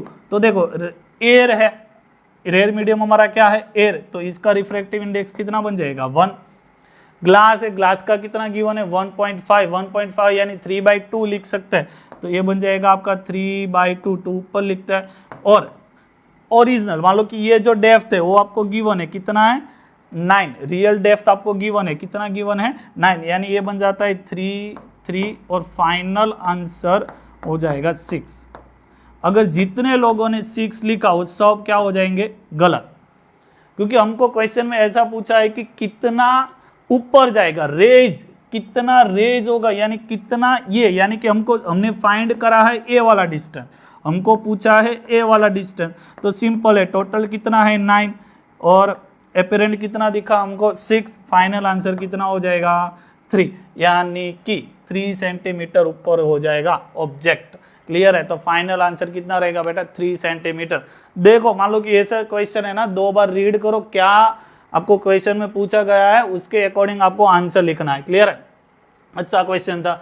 Object is place at 15 centimetre front of concave mirror of radius of curvature 20 centimetre. Concave mirror बोला है, रेडियस ऑफ कर्वेचर यानी कि एफ आपका कितना बन जाएगा -10 सेंटीमीटर। यू आपको गिवन है, कितना गिवन है -15 सेंटीमीटर, और आपको क्या फाइंड करना है वी, इमेज डिस्टेंस। क्या फाइंड करना है बेटा, इमेज डिस्टेंस, यानी कि 1/f इज इक्वल टू क्या हो जाएगा आपका 1/v। मिरर है तो 1/v प्लस 1/u आपको फाइंड करना है image. 1/f is equal to क्या हो जाता है 1/v is equal to 1/f minus 1/u। मानो कि ये आपका हो जाएगा कितना गिवन है -10, यानी कि 1/-10 माइनस 1/ इमेज डिस्टेंस और ऑब्जेक्ट डिस्टेंस आपको कितना गिवन है 15, तो ये बन जाएगा -15। ओके, यानी कि माइनस माइनस क्या हो जाता है प्लस, यानी ये बन जाएगा 1/15 माइनस 1/ क्या हो जाएगा बेटा 10। क्रॉस मल्टीप्लीकेशन करोगे तो ये कितना हो जाएगा आपका 10 माइनस 15 अपॉन कितना हो जाएगा 150, यानी कि v इज इक्वल टू अगर मैं लिखता हूँ तो वो बन जाएगा आपका 150 अपॉन -5, यानी कि फाइनल आंसर आपका क्या हो जाएगा -30 सेंटीमीटर। कितना हो जाएगा -30 सेंटीमीटर। दिख रहा है, यस, ऑप्शन सी आपका क्या हो जाएगा बेटा करेक्ट ऑप्शन। क्या हो जाएगा करेक्ट ऑप्शन। चलो आगे बढ़ते बेटा। For a glass lens f is equal to 50 centimeter the power of lens. देखो डायोप्टर हमको पता है कि पावर का जो यूनिट होता है ना वो डायोप्टर होता है, और डायोप्टर होता है मीटर इनवर्स। क्या होता है बेटा मीटर इनवर्स, यानी कि जब आप f is equal to 1/p power is equal to 1/f लिखते हो ना, तब फोकल लेंथ आपका किस में होना चाहिए मीटर में, यानी कि इसको मीटर में कन्वर्ट करोगे तो ये कितना हो जाएगा 0.5, और पॉजिटिव है तो पॉजिटिव लेना है, नेगेटिव है तो नेगेटिव लेना है। 0.5 यानी 1/2, यानी पावर जो होगा वो क्या होगा आपका 2 डायोप्टर। क्या होगा 2 डायोप्टर, यानी ऑप्शन सी आपका क्या रहेगा बेटा करेक्ट ऑप्शन। चलो और आगे बढ़ते बेटा। Okay, ray of light incident angle at angle theta on a refractive face of prism emerge from other face normally. Emerging जो रे है वो आपको नॉर्मल गिवन है। If the angle of prism is 5 degree and prism is made of material of refractive index 1.5 the angle of incident is. बहुत अच्छा question. आपको क्या बोला है कि एक प्रिज्म है, ओके, प्रिज्म मान लो कि ये दोनों फेस का नॉर्मल है, यहाँ पे मान लो कोई रे इंसिडेंट होता है। क्लियर है, वो इंसिडेंट एंगल आपको कितना गिवन है थीटा। कितना गिवन है थीटा, या तो मान लो यहाँ कितना गिवन है थीटा, यहाँ से इसका रिफ्रैक्शन होगा और यहाँ से जो इमर्जेंट निकलता है ना वो नॉर्मल बोला है, यानी ये से निकलेगा, यानी कि इमर्जेंट एंगल जो है ना वो आपको 0 लेना है। क्या लेना है 0।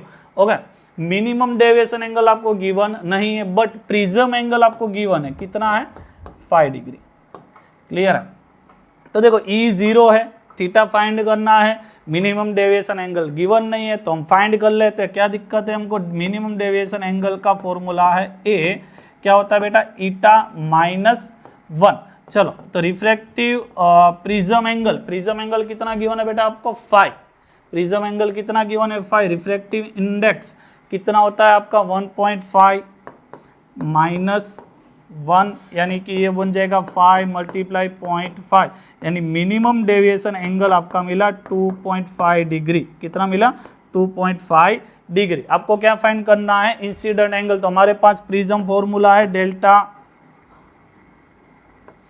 m plus a is equal to क्या होता है आपका I प्लस ई, लेकिन ई आपको क्या लेना है 0। क्या लेना है 0। ये आपको कितना मिला 2.5, प्रिज्म एंगल आपको कितना गिवन 5, ये आपको फाइंड करना है थीटा। थीटा कितना हो जाएगा बेटा 7.5 5 डिग्री। ऑप्शन आपका कौन सा रहेगा? 7.5 वाला ए।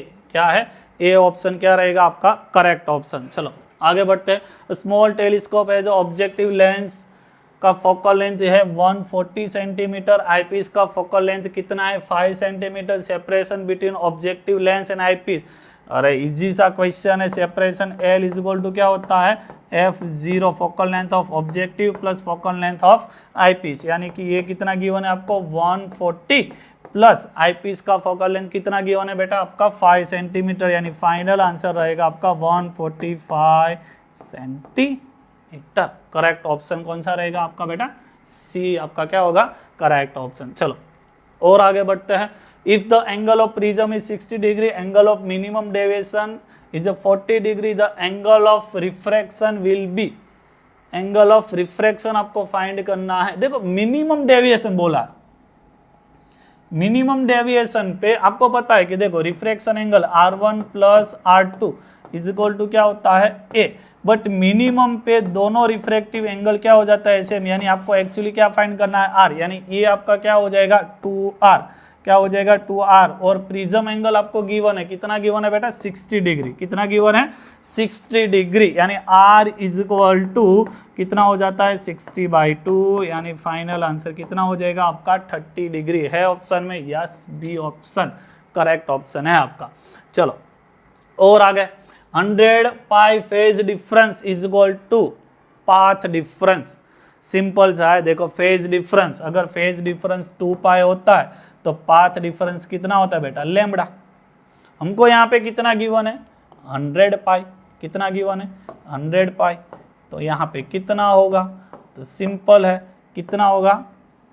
Lambda is equal to 100 pi divided by कितना होगा आपका? जो होगा वो 100 पाई मल्टीप्लाई लैम्बडा अपॉन क्या हो जाएगा? 2 पाई, पाई पाई कैंसल, यानी ये कितना हो जाएगा? पाथ डिफरेंस आपका 50 लैम्बडा। क्या हो जाएगा बेटा? 50 लैम्बडा, यानी करेक्ट ऑप्शन कौन सा रहेगा आपका? ए। कौन सा रहेगा? ए। चलो और आगे बढ़ते बेटा। A refractive index of medium 3/2 the speed of light in a medium metre पर सेकंड। ओके, देखो रिफ्रैक्टिव इंडेक्स का फॉर्मूला क्या होता है? Refractive index is equal to क्या होता है? Speed of light in a vacuum upon speed of light in a medium, यानी जिसका हमको रिफ्रैक्टिव इंडेक्स फाइंड करना है। तो हमको मीडियम में स्पीड फाइंड करना है, तो स्पीड इज इक्वल टू क्या हो जाएगा? c by refractive index. Speed of light कितना होता है? 3×10⁸ और रिफ्रैक्टिव इंडेक्स कितना गिवन है आपको? 3/2, यानी ये 3 और 2 कहाँ जाएगा बेटा? ऊपर। 3 आपका क्या हो जाएगा बेटा? कट, यानी फाइनल आंसर जो होगा वो कितना होगा? 2×10⁸ मीटर पर सेकंड। है ऐसा ऑप्शन है? देखो देखो ऑप्शन है, yes, C option will be correct. Okay, देखो सिंपल, जब आप कल एग्जाम देने जाओगे तो आपका एमसीक्यू फिजिक्स का मेजोरिटी, अगर आपने एक्सरसाइज अच्छे से करा है, अगर आपने एग्जाम्पल अच्छे से करे हैं और अगर एनसीईआरटी अच्छे से पढ़ा है, तो जितना भी क्वेश्चन होगा ना बेटा वो फॉर्मूला बेसिस ही होगा। ओके, तो चलो घबराने का है नहीं। अगर आपने मेरा सेशन देखा हुआ है तो उसके रिलेटेड क्वेश्चन आ सकते हैं। ओके, तो most important throughout end तक आपको वीडियो देखना है। चलो नेक्स्ट क्वेश्चन बेटा। In a Young double slit experiment the distance between two slit is 0.2 mm. The distance between slit and screen is 1.5 meter. The wavelength of light used 600 nanometer. The distance between two bright fringe. Distance between two bright fringe का formula simple है बेटा, क्या होता है? Beta is equal to lambda D by D, यानी ये D क्या होता है? स्लिट से डिस्प्ले का डिस्टेंस। ये क्या होता है? दो और स्लिट के बीच का डिस्टेंस। लैम्बडा क्या होता है आपका? वेवलेंथ कितना गिवन है? 600, यानी 600 10 नैनोमीटर है, तो क्या लिखेंगे? 10⁻⁹ डी। और स्लिट का और डिस्प्ले का डिस्टेंस आपको explain, distance between screen 1.5 metre ही गिवन है, और ये आपका 0.2 mm, यानी कि 0.2 10⁻⁻ क्या लिखेंगे हम? 3। ओके, 1.5 × 6 यानी कितना हो जाता है बेटा? ये 9। और इसको मान लो कि ये 9 और 10⁻⁷, और इसको लिखते हैं बेटा 2 10⁻⁴ 4, तो ये आपका हो जाएगा बेटा 4.5 और 10⁻⁷ प्लस 10⁻⁴, यानी फाइनल आंसर क्या रहेगा आपका 10⁻⁻3। ये होता है बेटा मीटर, लेकिन देखो यहाँ पे आपको क्या बोला है mm, क्या बोला है mm, यानी फाइनल आंसर आपका होगा 4.5 mm। देखो बेटा हर एक कॉन्सेप्ट क्लियर हो जाएगा, आपको क्वेश्चन अच्छे से पढ़ने होंगे। फोटोन आर इलेक्ट्रिकली न्यूट्रल होता है, क्या होता है न्यूट्रल। फोटोन पे इलेक्ट्रिक फील्ड और मैग्नेटिक फील्ड का कोई इफेक्ट नहीं होता है। थियरी बेसिस क्वेश्चन है, आंसर क्या आएगा आपका न्यूटन।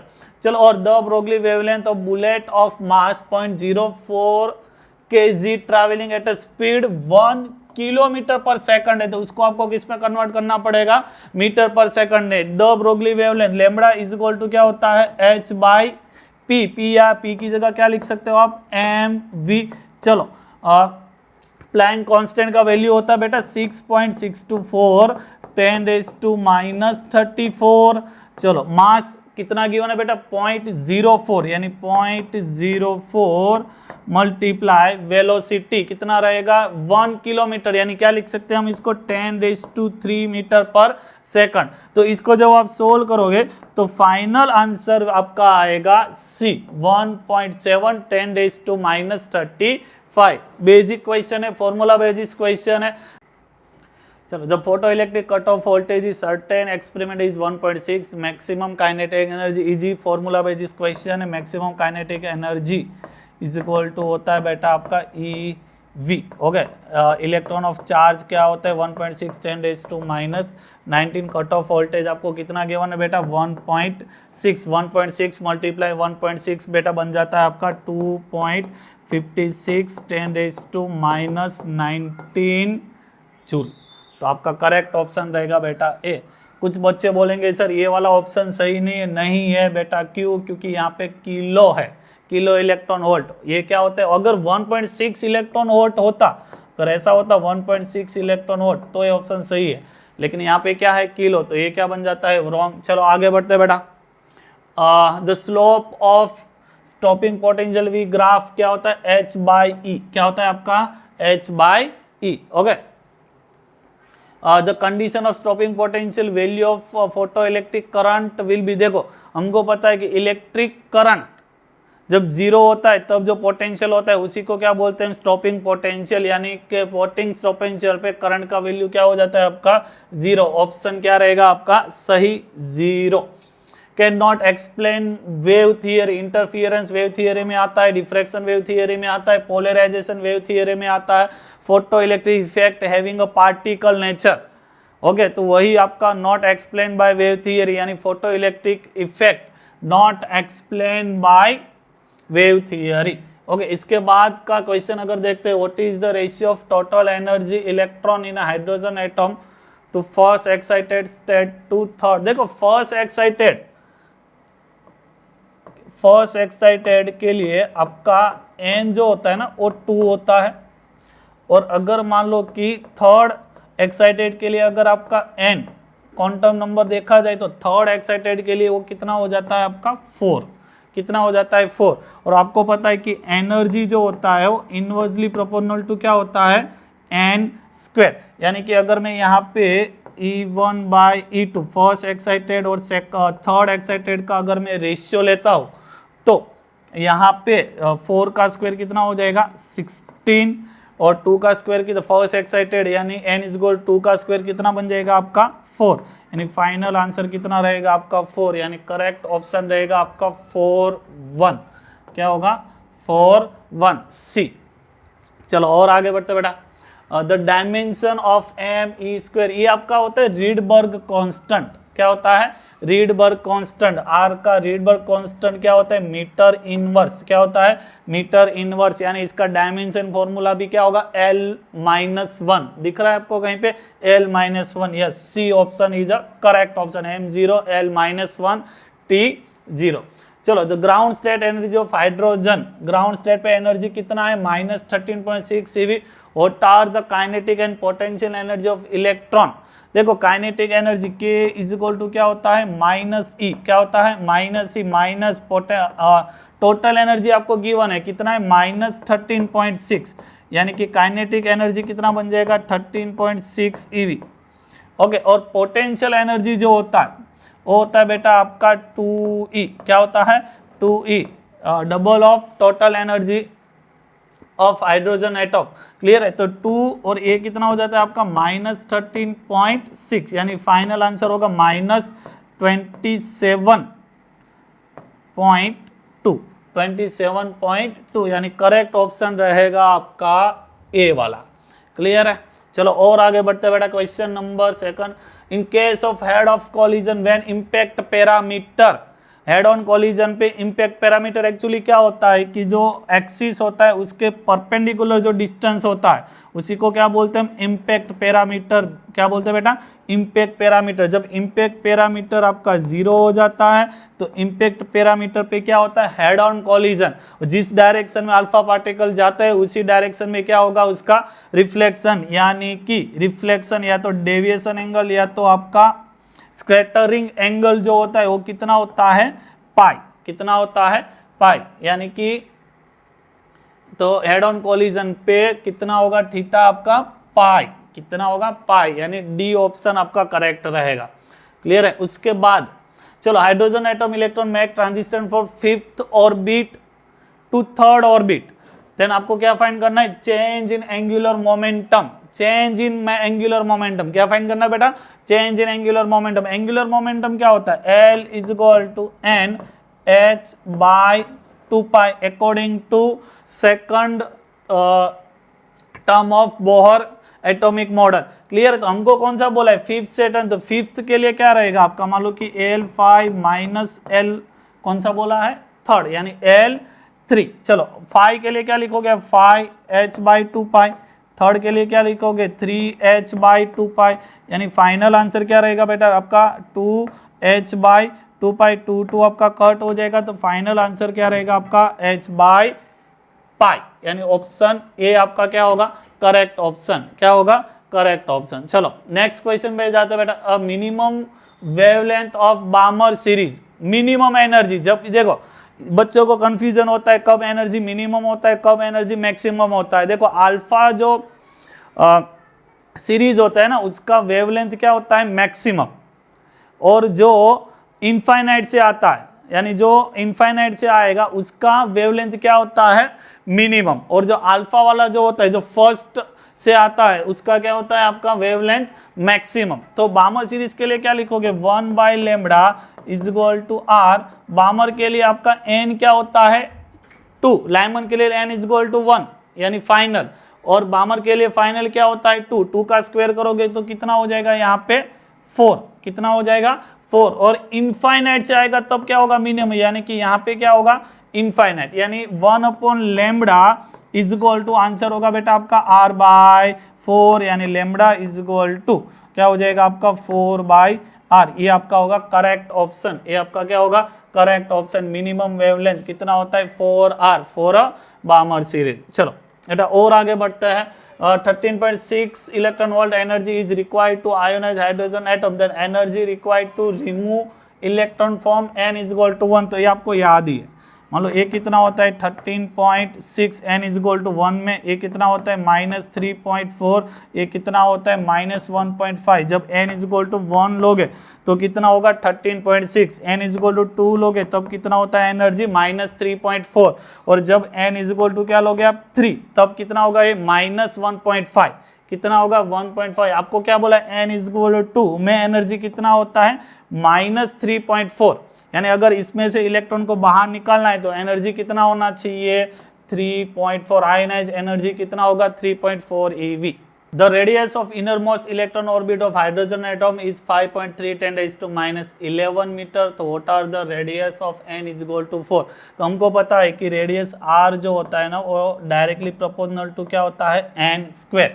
ओके, तो हमको r4 का फाइंड करना है तो हम क्या करते हैं r4/r1 = 4 का स्क्वायर करोगे तो यहाँ पे कितना हो जाएगा 16/1 इनर मोस्ट, यानी n = क्या होता है 1, तो यहाँ पे क्या आएगा 1 का स्क्वायर करोगे तो क्या रहेगा 1, यानी r4 = 16, और r1 जो है उसका रेडियस आपको गिवन है कितना है 5.3 10⁻11। इसको सोल्व करोगे तो आपका जो आंसर होगा वो होगा आपका 8.48 10⁻10 मीटर आपका करेक्ट ऑप्शन रहेगा। चलो और आगे बढ़ते बेटा, approximate value of nuclear density. Nuclear density हर एक एटम का बेटा कांस्टेंट होता है, क्या होता है? कांस्टेंट, और उसका वैल्यू भी आपको अगर याद रखना हो तो याद रख लो 2.3 10⁻17। डेंसिटी ऑलवेज क्या रहता है? कांस्टेंट। क्या रहता है? कांस्टेंट। वैल्यू रहेगा आपका 2.3 10⁻17 किलोग्राम मीटर क्यूब। ओके चलो 1U थियोरेटिकल क्वेश्चन आपको पता ही है कि 1U इज इक्वल टू क्या होता है? 931.5 mega electron volt upon c²। ये भी थियोरेटिकल इजी क्वेश्चन है बेटा। Source of energy produce in a star. हमको पता है कि न्यूक्लियर फ्यूजन प्रोसेस से ही सोलर सिस्टम में एनर्जी प्रोड्यूस होता है, तो आपका इसमें करेक्ट ऑप्शन जो रहेगा वो क्या रहेगा? Nuclear fusion process. ये भी आपका थियरी बेसिस क्वेश्चन है। ओके चलो और आगे बढ़ते, कंप्लीट द फॉलोइंग रिएक्शन। देखो ऐसे क्वेश्चन हर बार एक क्वेश्चन होता है, तो इसमें देखो पहले तो क्या देख लो, एटॉमिक नंबर क्या काउंट कर लो आप? एटॉमिक नंबर तो देखा जाए तो एटॉमिक नंबर सबका सेम है, तो उसको काउंट करने से कोई फायदा होगा ही नहीं आपका। क्लियर है? तो उसके बाद आप क्या देखो, मास नंबर। मास नंबर अगर देखो जाओगे तो यहाँ पे 235 प्लस क्या होगा 1 इज इक्वल टू यहाँ पे क्या होगा 144x प्लस कितना हो जाएगा 3, यानी कि 2x इज इक्वल टू अगर देखा जाए तो हमारा रहेगा 236 माइनस कितना करोगे 147, कितना हो जाएगा 147। अगर 236 में 147 आप माइनस करोगे तो ये आपका 36 रहा, यहाँ पे करोगे 53, इसको अगर एडिशन करोगे तो ये बनेगा आपका 89, यानी 89 सही ऑप्शन होगा आपका। ये ऑप्शन बी आपका क्या रहेगा? सही। ओके यस, ऑप्शन बी आपका क्या रहेगा? सही। 36 Kr 89 क्रिप्टॉन। Kr यानी क्या होता है? क्रिप्टॉन। केमिस्ट्री में आपने पढ़ा ही होगा। क्लियर है? चलो और आगे बढ़ते हैं क्वेश्चन बेटा, कि binding energy is measure of nucleon. क्या मेजर करता है बाइंडिंग एनर्जी? स्टेबिलिटी। क्या मेजर करता है बेटा?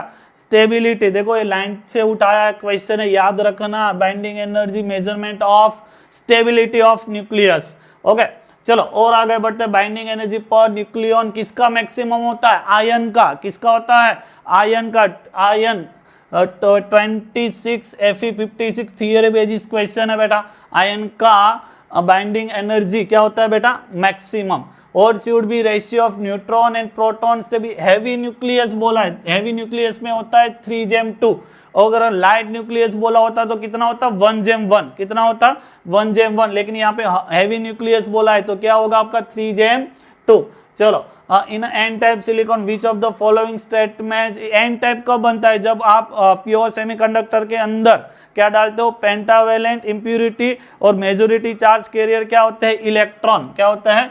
इलेक्ट्रॉन। तो इलेक्ट्रॉन आर मेजोरिटी सही है, लेकिन ट्राइवेलेंट नहीं डालते हैं, ये गलत हो जाएगा। इलेक्ट्रॉन आर माइनॉरिटी गलत है, ऑल आर माइनॉरिटी सही है, और pentavalent atom are dopants. Okay मैं ऑप्शन कौन सा रहेगा सही? सी ऑप्शन आपका करेक्ट ऑप्शन है। क्लियर है?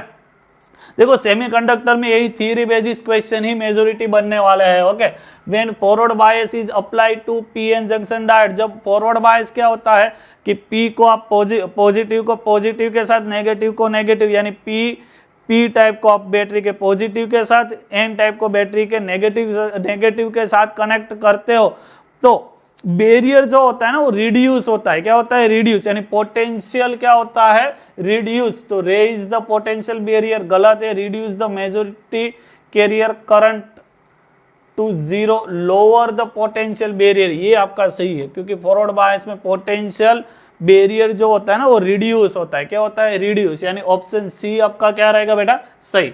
चलो in a full wave rectifier operating 50 hertz, यानी कि ये आपका इनपुट फ्रीक्वेंसी है। और देखो फुल वेव होता है, यानी कि अगर आपने ये आपका इनपुट है, ओके, तो आपको पता है फुल वेव में जो करंट बनता है ना वो हर साइकिल पे बनेगा। क्लियर है? यानी कि यहाँ पे एक साइकिल कंप्लीट हुआ तब यहाँ पे 2 साइकिल कंप्लीट हुआ, यानी कि यहाँ पे जो फ्रीक्वेंसी आप दोगे उसका फुल वेव रेक्टिफायर में वो कितना हो जाता है बेटा, डबल, कितना हो जाता है, डबल। लेकिन अगर हाफ वेव रेक्टिफायर बनता तो वही रहता, यानी कि यहाँ पे फुल वेव रेक्टिफायर का इनपुट 50 है तो आउटपुट कितना मिलेगा, डबल, यानी कितना मिलेगा आपको 100। 50 का डबल कितना हो जाता है बेटा, 100 हर्ट्ज। ओके, चलो और आगे बढ़ते हैं। In N E number of free electron as number of hole, then pure semiconductor में दोनों सेम होते हैं, जितने नंबर ऑफ इलेक्ट्रॉन होते हैं उतने ही नंबर ऑफ क्या होंगे, होल, यानी ये दोनों क्या होते हैं, सेम, यानी N E is equal to N H, number of electron is equal to क्या होता है, नंबर ऑफ होल। देखो सेमीकंडक्टर में ज्यादा कुछ करना नहीं है, थियरी बेसिस क्वेश्चन ही होने वाला है। Okay, which one of the following diode is forward bias. देखो फॉरवर्ड बायस में क्या होता है कि करंट ऑलवेज आपको देखना है, फॉरवर्ड बायस में करंट फ्लो होता है, और कहाँ फ्लो होता है, higher potential to lower potential. Clear है, यानी कि देखो यहाँ पे अगर देखा जाए तो 0 to 2 करंट ऐसे होगा तो इट नॉट पॉसिबल, ये आपका क्या हो जाएगा, नॉट पॉसिबल। क्लियर है, 0 to 2 नहीं जाएगा क्योंकि करंट ऑलवेज हायर पोटेंशियल, अगर ऐसा करोगे तो ये एन से पी गया यानी रिवर्स बायस। यहाँ पे भी सेम टू सेम ये करंट ऐसे जाएगा, higher potential to lower potential, यानी ये भी आपका गलत हो जाएगा। देखो यहाँ पे देखोगे तो ये 5 to 2 जाएगा, करंट ऐसे जाएगा, तो यहाँ पे भी आपका ये रिवर्स बायस बनेगा, यानी ये भी गलत है। देखो यहाँ पे करंट 0 to -2 में जाएगा, यानी करंट आपका ऐसे जाएगा, यानी P2 कहाँ जाएगा, N, यानी ये आपका क्या है, फॉरवर्ड बायस, यानी ऑप्शन बी आपका करेक्ट है। क्लियर है, करंट देखो, करंट का डायरेक्शन देखना है, क्योंकि फॉरवर्ड बायस में ऑलवेज करंट ऐसे होना चाहिए। क्लियर है, चलो आगे बढ़ते हैं बेटा।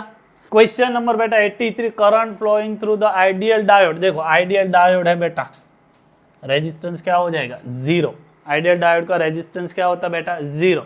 कोई भी चीज आइडियल होता है ना, उसका मेजोरिटी कंडीशन में रेजिस्टेंस हम क्या लेते हैं, 0, यानी कि डायोड का रेजिस्टेंस क्या हो जाएगा, 0। हमको क्या फाइंड करना है, करंट, तो करंट क्या होता है बेटा, डेल्टा V/R, यानी कि यहाँ पे देखो पोटेंशियल डिफरेंस 10 से कितना होगा, 9, यानी कितना होगा, 1। रेजिस्टेंस कितना गिवन है आपको, 100। ओके, यानी कि I इज इक्वल टू क्या होगा, 1 × 10⁻², ऐसा कोई ऑप्शन आपको दिख रहा है, नहीं, तो ओके, तो हम क्या करते हैं इसको बेटा, 10⁻⁻3, यानी ऑप्शन ऑलवेज 10 मिली एम्पियर आपका क्या होगा बेटा, करेक्ट ऑप्शन, 10 मिली एम्पियर आपका क्या होगा, करेक्ट ऑप्शन। चलो नेक्स्ट क्वेश्चन बेटा, द पीएन जंक्शन है जो रेजिस्टेंस। देखो यहाँ पे डायोड का रेजिस्टेंस आपको गिवन है, जब फॉरवर्ड बायस में ही करंट फ्लो होता है 25 ओम, और रिवर्स बायस में कोई, देखो रिवर्स बायस का वैसे भी कुछ काम नहीं है क्योंकि उसमें करंट फ्लो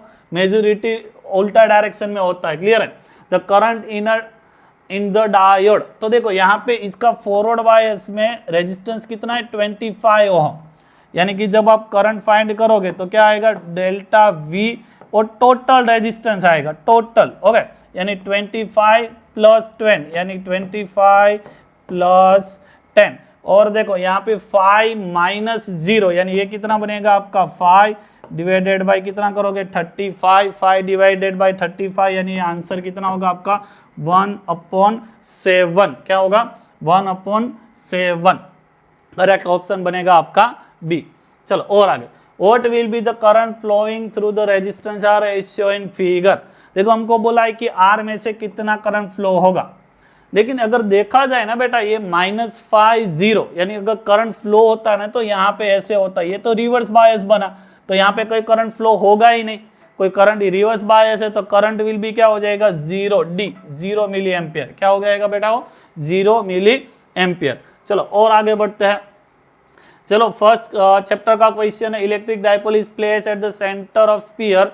देखो अगर स्फीयर के अंदर आपने डाइपोल रख दिया, डाइपोल पे क्या होता है, एक पॉजिटिव चार्ज, एक क्या होता है बेटा, negative charge. Total charge dipole का क्या हो जाता है, 0। अगर स्फीयर के अंदर टोटल चार्ज 0 है तो अकॉर्डिंग गॉस लॉ उसका फ्लक्स क्या हो जाएगा बेटा, 0। क्या हो जाएगा, 0। तो flux passing through sphere will be 0। चलो और आगे बढ़ते हैं, give the dimension formula of electric potential. Electric potential V is equal to क्या होता है, work done per unit charge. Work का यूनिट क्या, जूल, और ये क्या होता है आपका, कूलम। जूल क्या होता है बेटा आपका, dimension formula M1 L2 T-2 coulomb का क्या बनेगा आपका A1 T1, यानी final answer will B M1 L2 T-3 A-1। देखो ऐसा कोई ऑप्शन है आपका M1 L2 T-3 A-1, M1 L-2 L2 T-3 A-1, ऐसा ऑप्शन नंबर ए रहा बेटा। M1 L2 T-3 A-1 is a correct option, यानी ऑप्शन नंबर डी आपका क्या है करेक्ट। चलो और आगे बढ़ते हैं। In a given circuit VA minus VB equal to, देखो ऐसे क्वेश्चन में ना बहुत बच्चे कंफ्यूज होते, तो सिंपल थोड़ा सा आपको दिमाग लगाना है। क्या करना है, देखो यहां से अगर करंट आ रहा है तो करंट ऊपर ये वाली ब्रांच में भी जाएगा और ये ब्रांच भी जाएगा, पर लेकिन कितना जाएगा। तो अभी देखो यहाँ पे अगर रेजिस्टेंस देखोगे तो ये सीरीज में तो 2 + 3 कितना हो जाएगा 5, यहाँ पे 3 + 2 टोटल कितना हो जाएगा 5, यानी ऊपर भी 5 है नीचे भी कितना है 5, यानी दोनों ब्रांच में टोटल रेजिस्टेंस 5 है, यानी कि दोनों ब्रांच में करंट क्या जाएगा इक्वल, क्या जाएगा इक्वल, यानी कि अगर 2 एम्पियर आ रहा है तो ऊपर वाली ब्रांच में भी 1 एम्पियर जाएगा, नीचे वाली ब्रांच में भी कितना जाएगा 1 एम्पियर। तो अभी आप KVL लगा लो, यहाँ से स्टार्ट करो। हमको क्या फाइंड करना है VA, तो यहाँ से अगर आप स्टार्ट करते हो तो पोटेंशियल VA, देखो करंट का डायरेक्शन, हमारा डायरेक्शन क्या है ऑपोजिट, तो पोटेंशियल क्या होगा आपका पॉजिटिव, यानी कितना रहेगा यार करंट कितना है 1 एम्पियर, रेजिस्टेंस कितना है 2, यानी पोटेंशियल कितना हो जाएगा आपका 2, पोटेंशियल कितना हो जाएगा आपका 2। यहाँ पे देखो करंट का डायरेक्शन और लूप का डायरेक्शन हमारे लिए क्या हो जाएगा सेम, तो ये पोटेंशियल क्या होगा नेगेटिव, करंट कितना है 1 और रेजिस्टेंस कितना है 3, यानी ये कितना रहेगा आपका पोटेंशियल 3 इज इक्वल टू क्या करोगे बेटा आप VB। ओके, तो यानी कि आपको क्या फाइंड करना है VA minus VB is equal to 2 - 3 -1 पहले उधर जाएगा तो कितना हो जाएगा 1, यानी फाइनल बी इज आपका करेक्ट आंसर है। चलो और आगे बढ़ते हैं। Radius of circular path follow by charge particle is proportional to, देखो हमको पता है जब मैग्नेटिक फील्ड में अगर कोई परपेंडिकुलर डायरेक्शन होता है वेलोसिटी ऑफ चार्ज, तो वो क्या करता है यूनिफॉर्म सर्कुलर मोशन, और उसका जो रेडियस होता है बेटा उसका फॉर्मूला होता है R = mv/qb, क्लियर है। और चेंज चार्ज ऑफ पार्टिकल नहीं डायरेक्टली प्रोपोर्शनल है तो चार्ज का inversely proportional energy of particle आएगा नहीं, मोमेंटम हाँ मोमेंटम आ सकता है क्योंकि mv = क्या होता है बेटा मोमेंटम qb। ओके, तो radius is directly proportional to क्या होता है मोमेंटम, ऑप्शन सी आपका क्या रहेगा करेक्ट ऑप्शन, क्लियर है। और मैग्नेटिक फील्ड का भी क्या होता है इनवर्स एनर्जी। चलो सर एनर्जी क्यों नहीं आएगा, क्योंकि रूट में आएगा ना एनर्जी, अगर P = अगर लिखोगे तो यहाँ पे क्या होगा बेटा 2mk, क्या होगा रूट आएगा, रूट के आएगा। ओके, डायरेक्ट के नहीं आएगा, तो मोमेंटम ऑफ पार्टिकल। चलो what should be the resistance of ideal ammeter 0, मैंने बोला था आइडियल जो भी होता है एमीटर उसका रेजिस्टेंस विल भी क्या होता है 0, तो डी ऑप्शन आपका क्या रहेगा, इस क्वेश्चन का answer will be 0, ideal ammeter का रेजिस्टेंस विल बी 0। अरे तो गड़बड़ हो गया है पूरा भैया जी।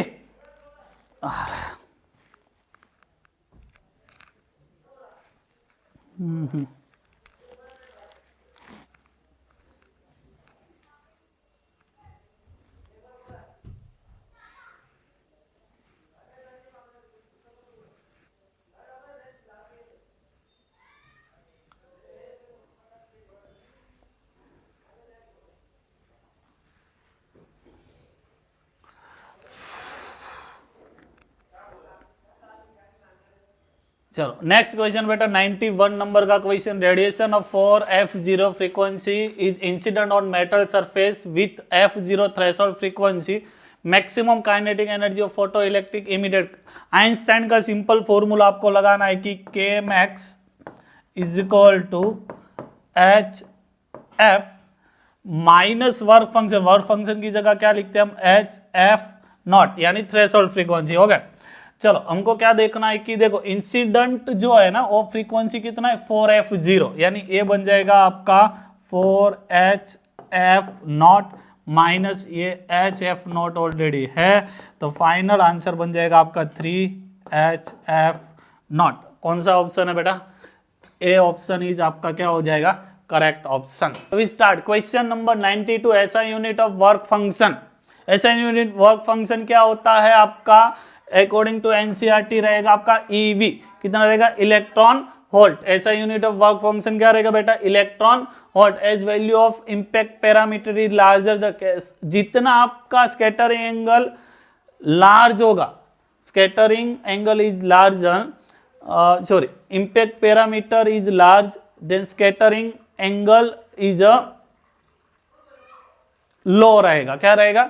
स्मॉल। यानी कि जितना आपका ये इंपैक्ट पैरामीटर हाई है उतना फोर्स कम लगेगा, यानी डेविएशन एंगल जो है ना बेटा वो क्या रहेगा? स्मॉलर। जितना नजदीक आओगे उतना स्कैटरिंग एंगल क्या होगा? बढ़ेगा। यानी कि जितना आप नजदीक आओगे उतना स्कैटरिंग एंगल क्या होता है आपका? इंक्रीज। और जब बी होता है तब तो कितना होता है? मैक्सिमम पाई। यानी कि value of impact parameter larger than scattering angle is क्या रहेगा आपका? स्मॉलर। क्या रहेगा? स्मॉलर। चलो और आगे बढ़ते हैं। Nuclear force is acting on all the nucleus, all the nucleon, यानी न्यूट्रॉन न्यूट्रॉन, प्रोटॉन न्यूट्रॉन और प्रोटॉन प्रोटॉन के बीच में भी आपका लगता है। क्लियर है? चलो, the radius of the nucleus, radius of the nucleus R is equal to क्या बेटा? R0 radius of nucleus. A atomic number, इसका एटॉमिक नंबर कितना है बेटा? मास नंबर कितना है? 27। चलो ए की जगह कितना रखोगे आप? 27। 1/3 127 का क्यूब रूट बनता है बेटा 3R0, यानी ऑप्शन रहेगा आपका, फाइनल ऑप्शन रहेगा सी, 3R0। चलो और आगे बढ़ते बेटा।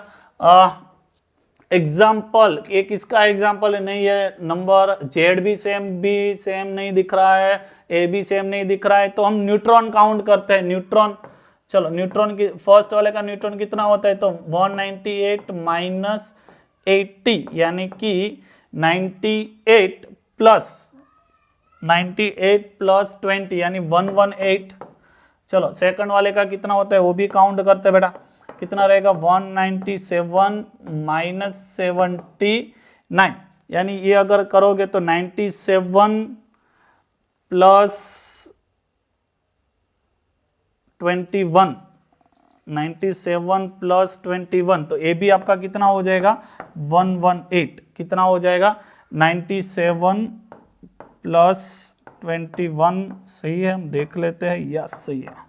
ओके चलो 118, यानी ये देखो दोनों में न्यूट्रॉन जो है ना वो सेम आ रहा है, तो न्यूट्रॉन सेम है तो क्या हो जाएगा आपका? आइसोटोन। क्या हो जाएगा बेटा? आइसोटोन। चलो और आगे बढ़ते। Infinite line charge produce field 9×10⁴ at a distance 2 centimetre, calculate linear charge density. तो इनफाइनाइट लॉन्ग वायर का इलेक्ट्रिक फील्ड कितना होता है बेटा? E is equal to 2K λ/r। आपको लेमड़ा फाइंड करना है, तो लेमड़ा इज इक्वल टू क्या हो जाएगा बेटा आपका? ER/2K। ओके चलो, इलेक्ट्रिक फील्ड आपको गिवन है, कितना है? 9×10⁴, 9×10⁴। चलो डिस्टेंस कितना गिवन है? 2 सेंटीमीटर, यानी 2 × 10⁻² कर दोगे, यहाँ पे बनेगा 2 और K क्या होता है? 9×10⁹, आपका 2 कैंसल, 9 कैंसल। ओके तो lambda is equal to, okay 10⁹ ऊपर जाएगा तो 11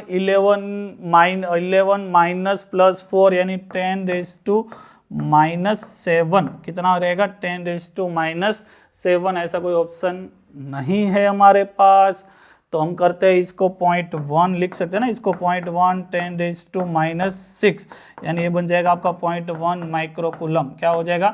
0.1 माइक्रोकूलम। ऑप्शन सी आपका क्या रहेगा बेटा? Correct option. क्लियर है? चलो और आगे बढ़ते हैं। Dimension formula K² GME is using sign of physical constant. तो देखो K क्या होता है आपका? K का अगर काउंट करेगा तो क्या होगा? Newton metre square upon coulomb square. चलो चार्ज का क्या हो जाएगा? Coulomb square. ओके चलो ग्रेविटेशन कांस्टेंट क्या भी क्या हो जाता है? न्यूटन मीटर स्क्वेयर अपॉन क्या हो जाता है? kg square. ये दोनों मास है बेटा, तो इसका भी यूनिट क्या हो जाएगा आपका केजी स्क्वायर, केजी कट हो गया, कूलम स्क्वायर कट हो गया, न्यूटन मीटर स्क्वायर आपका क्या हो गया कट, तो कुछ नहीं बचा। तो ये क्या है बेटा डायमेंशनलेस, यानी m0 l0 t0 q0 सब कुछ क्या हो जाएगा बेटा आपका 0। चलो नेक्स्ट क्वेश्चन देखते हैं बेटा।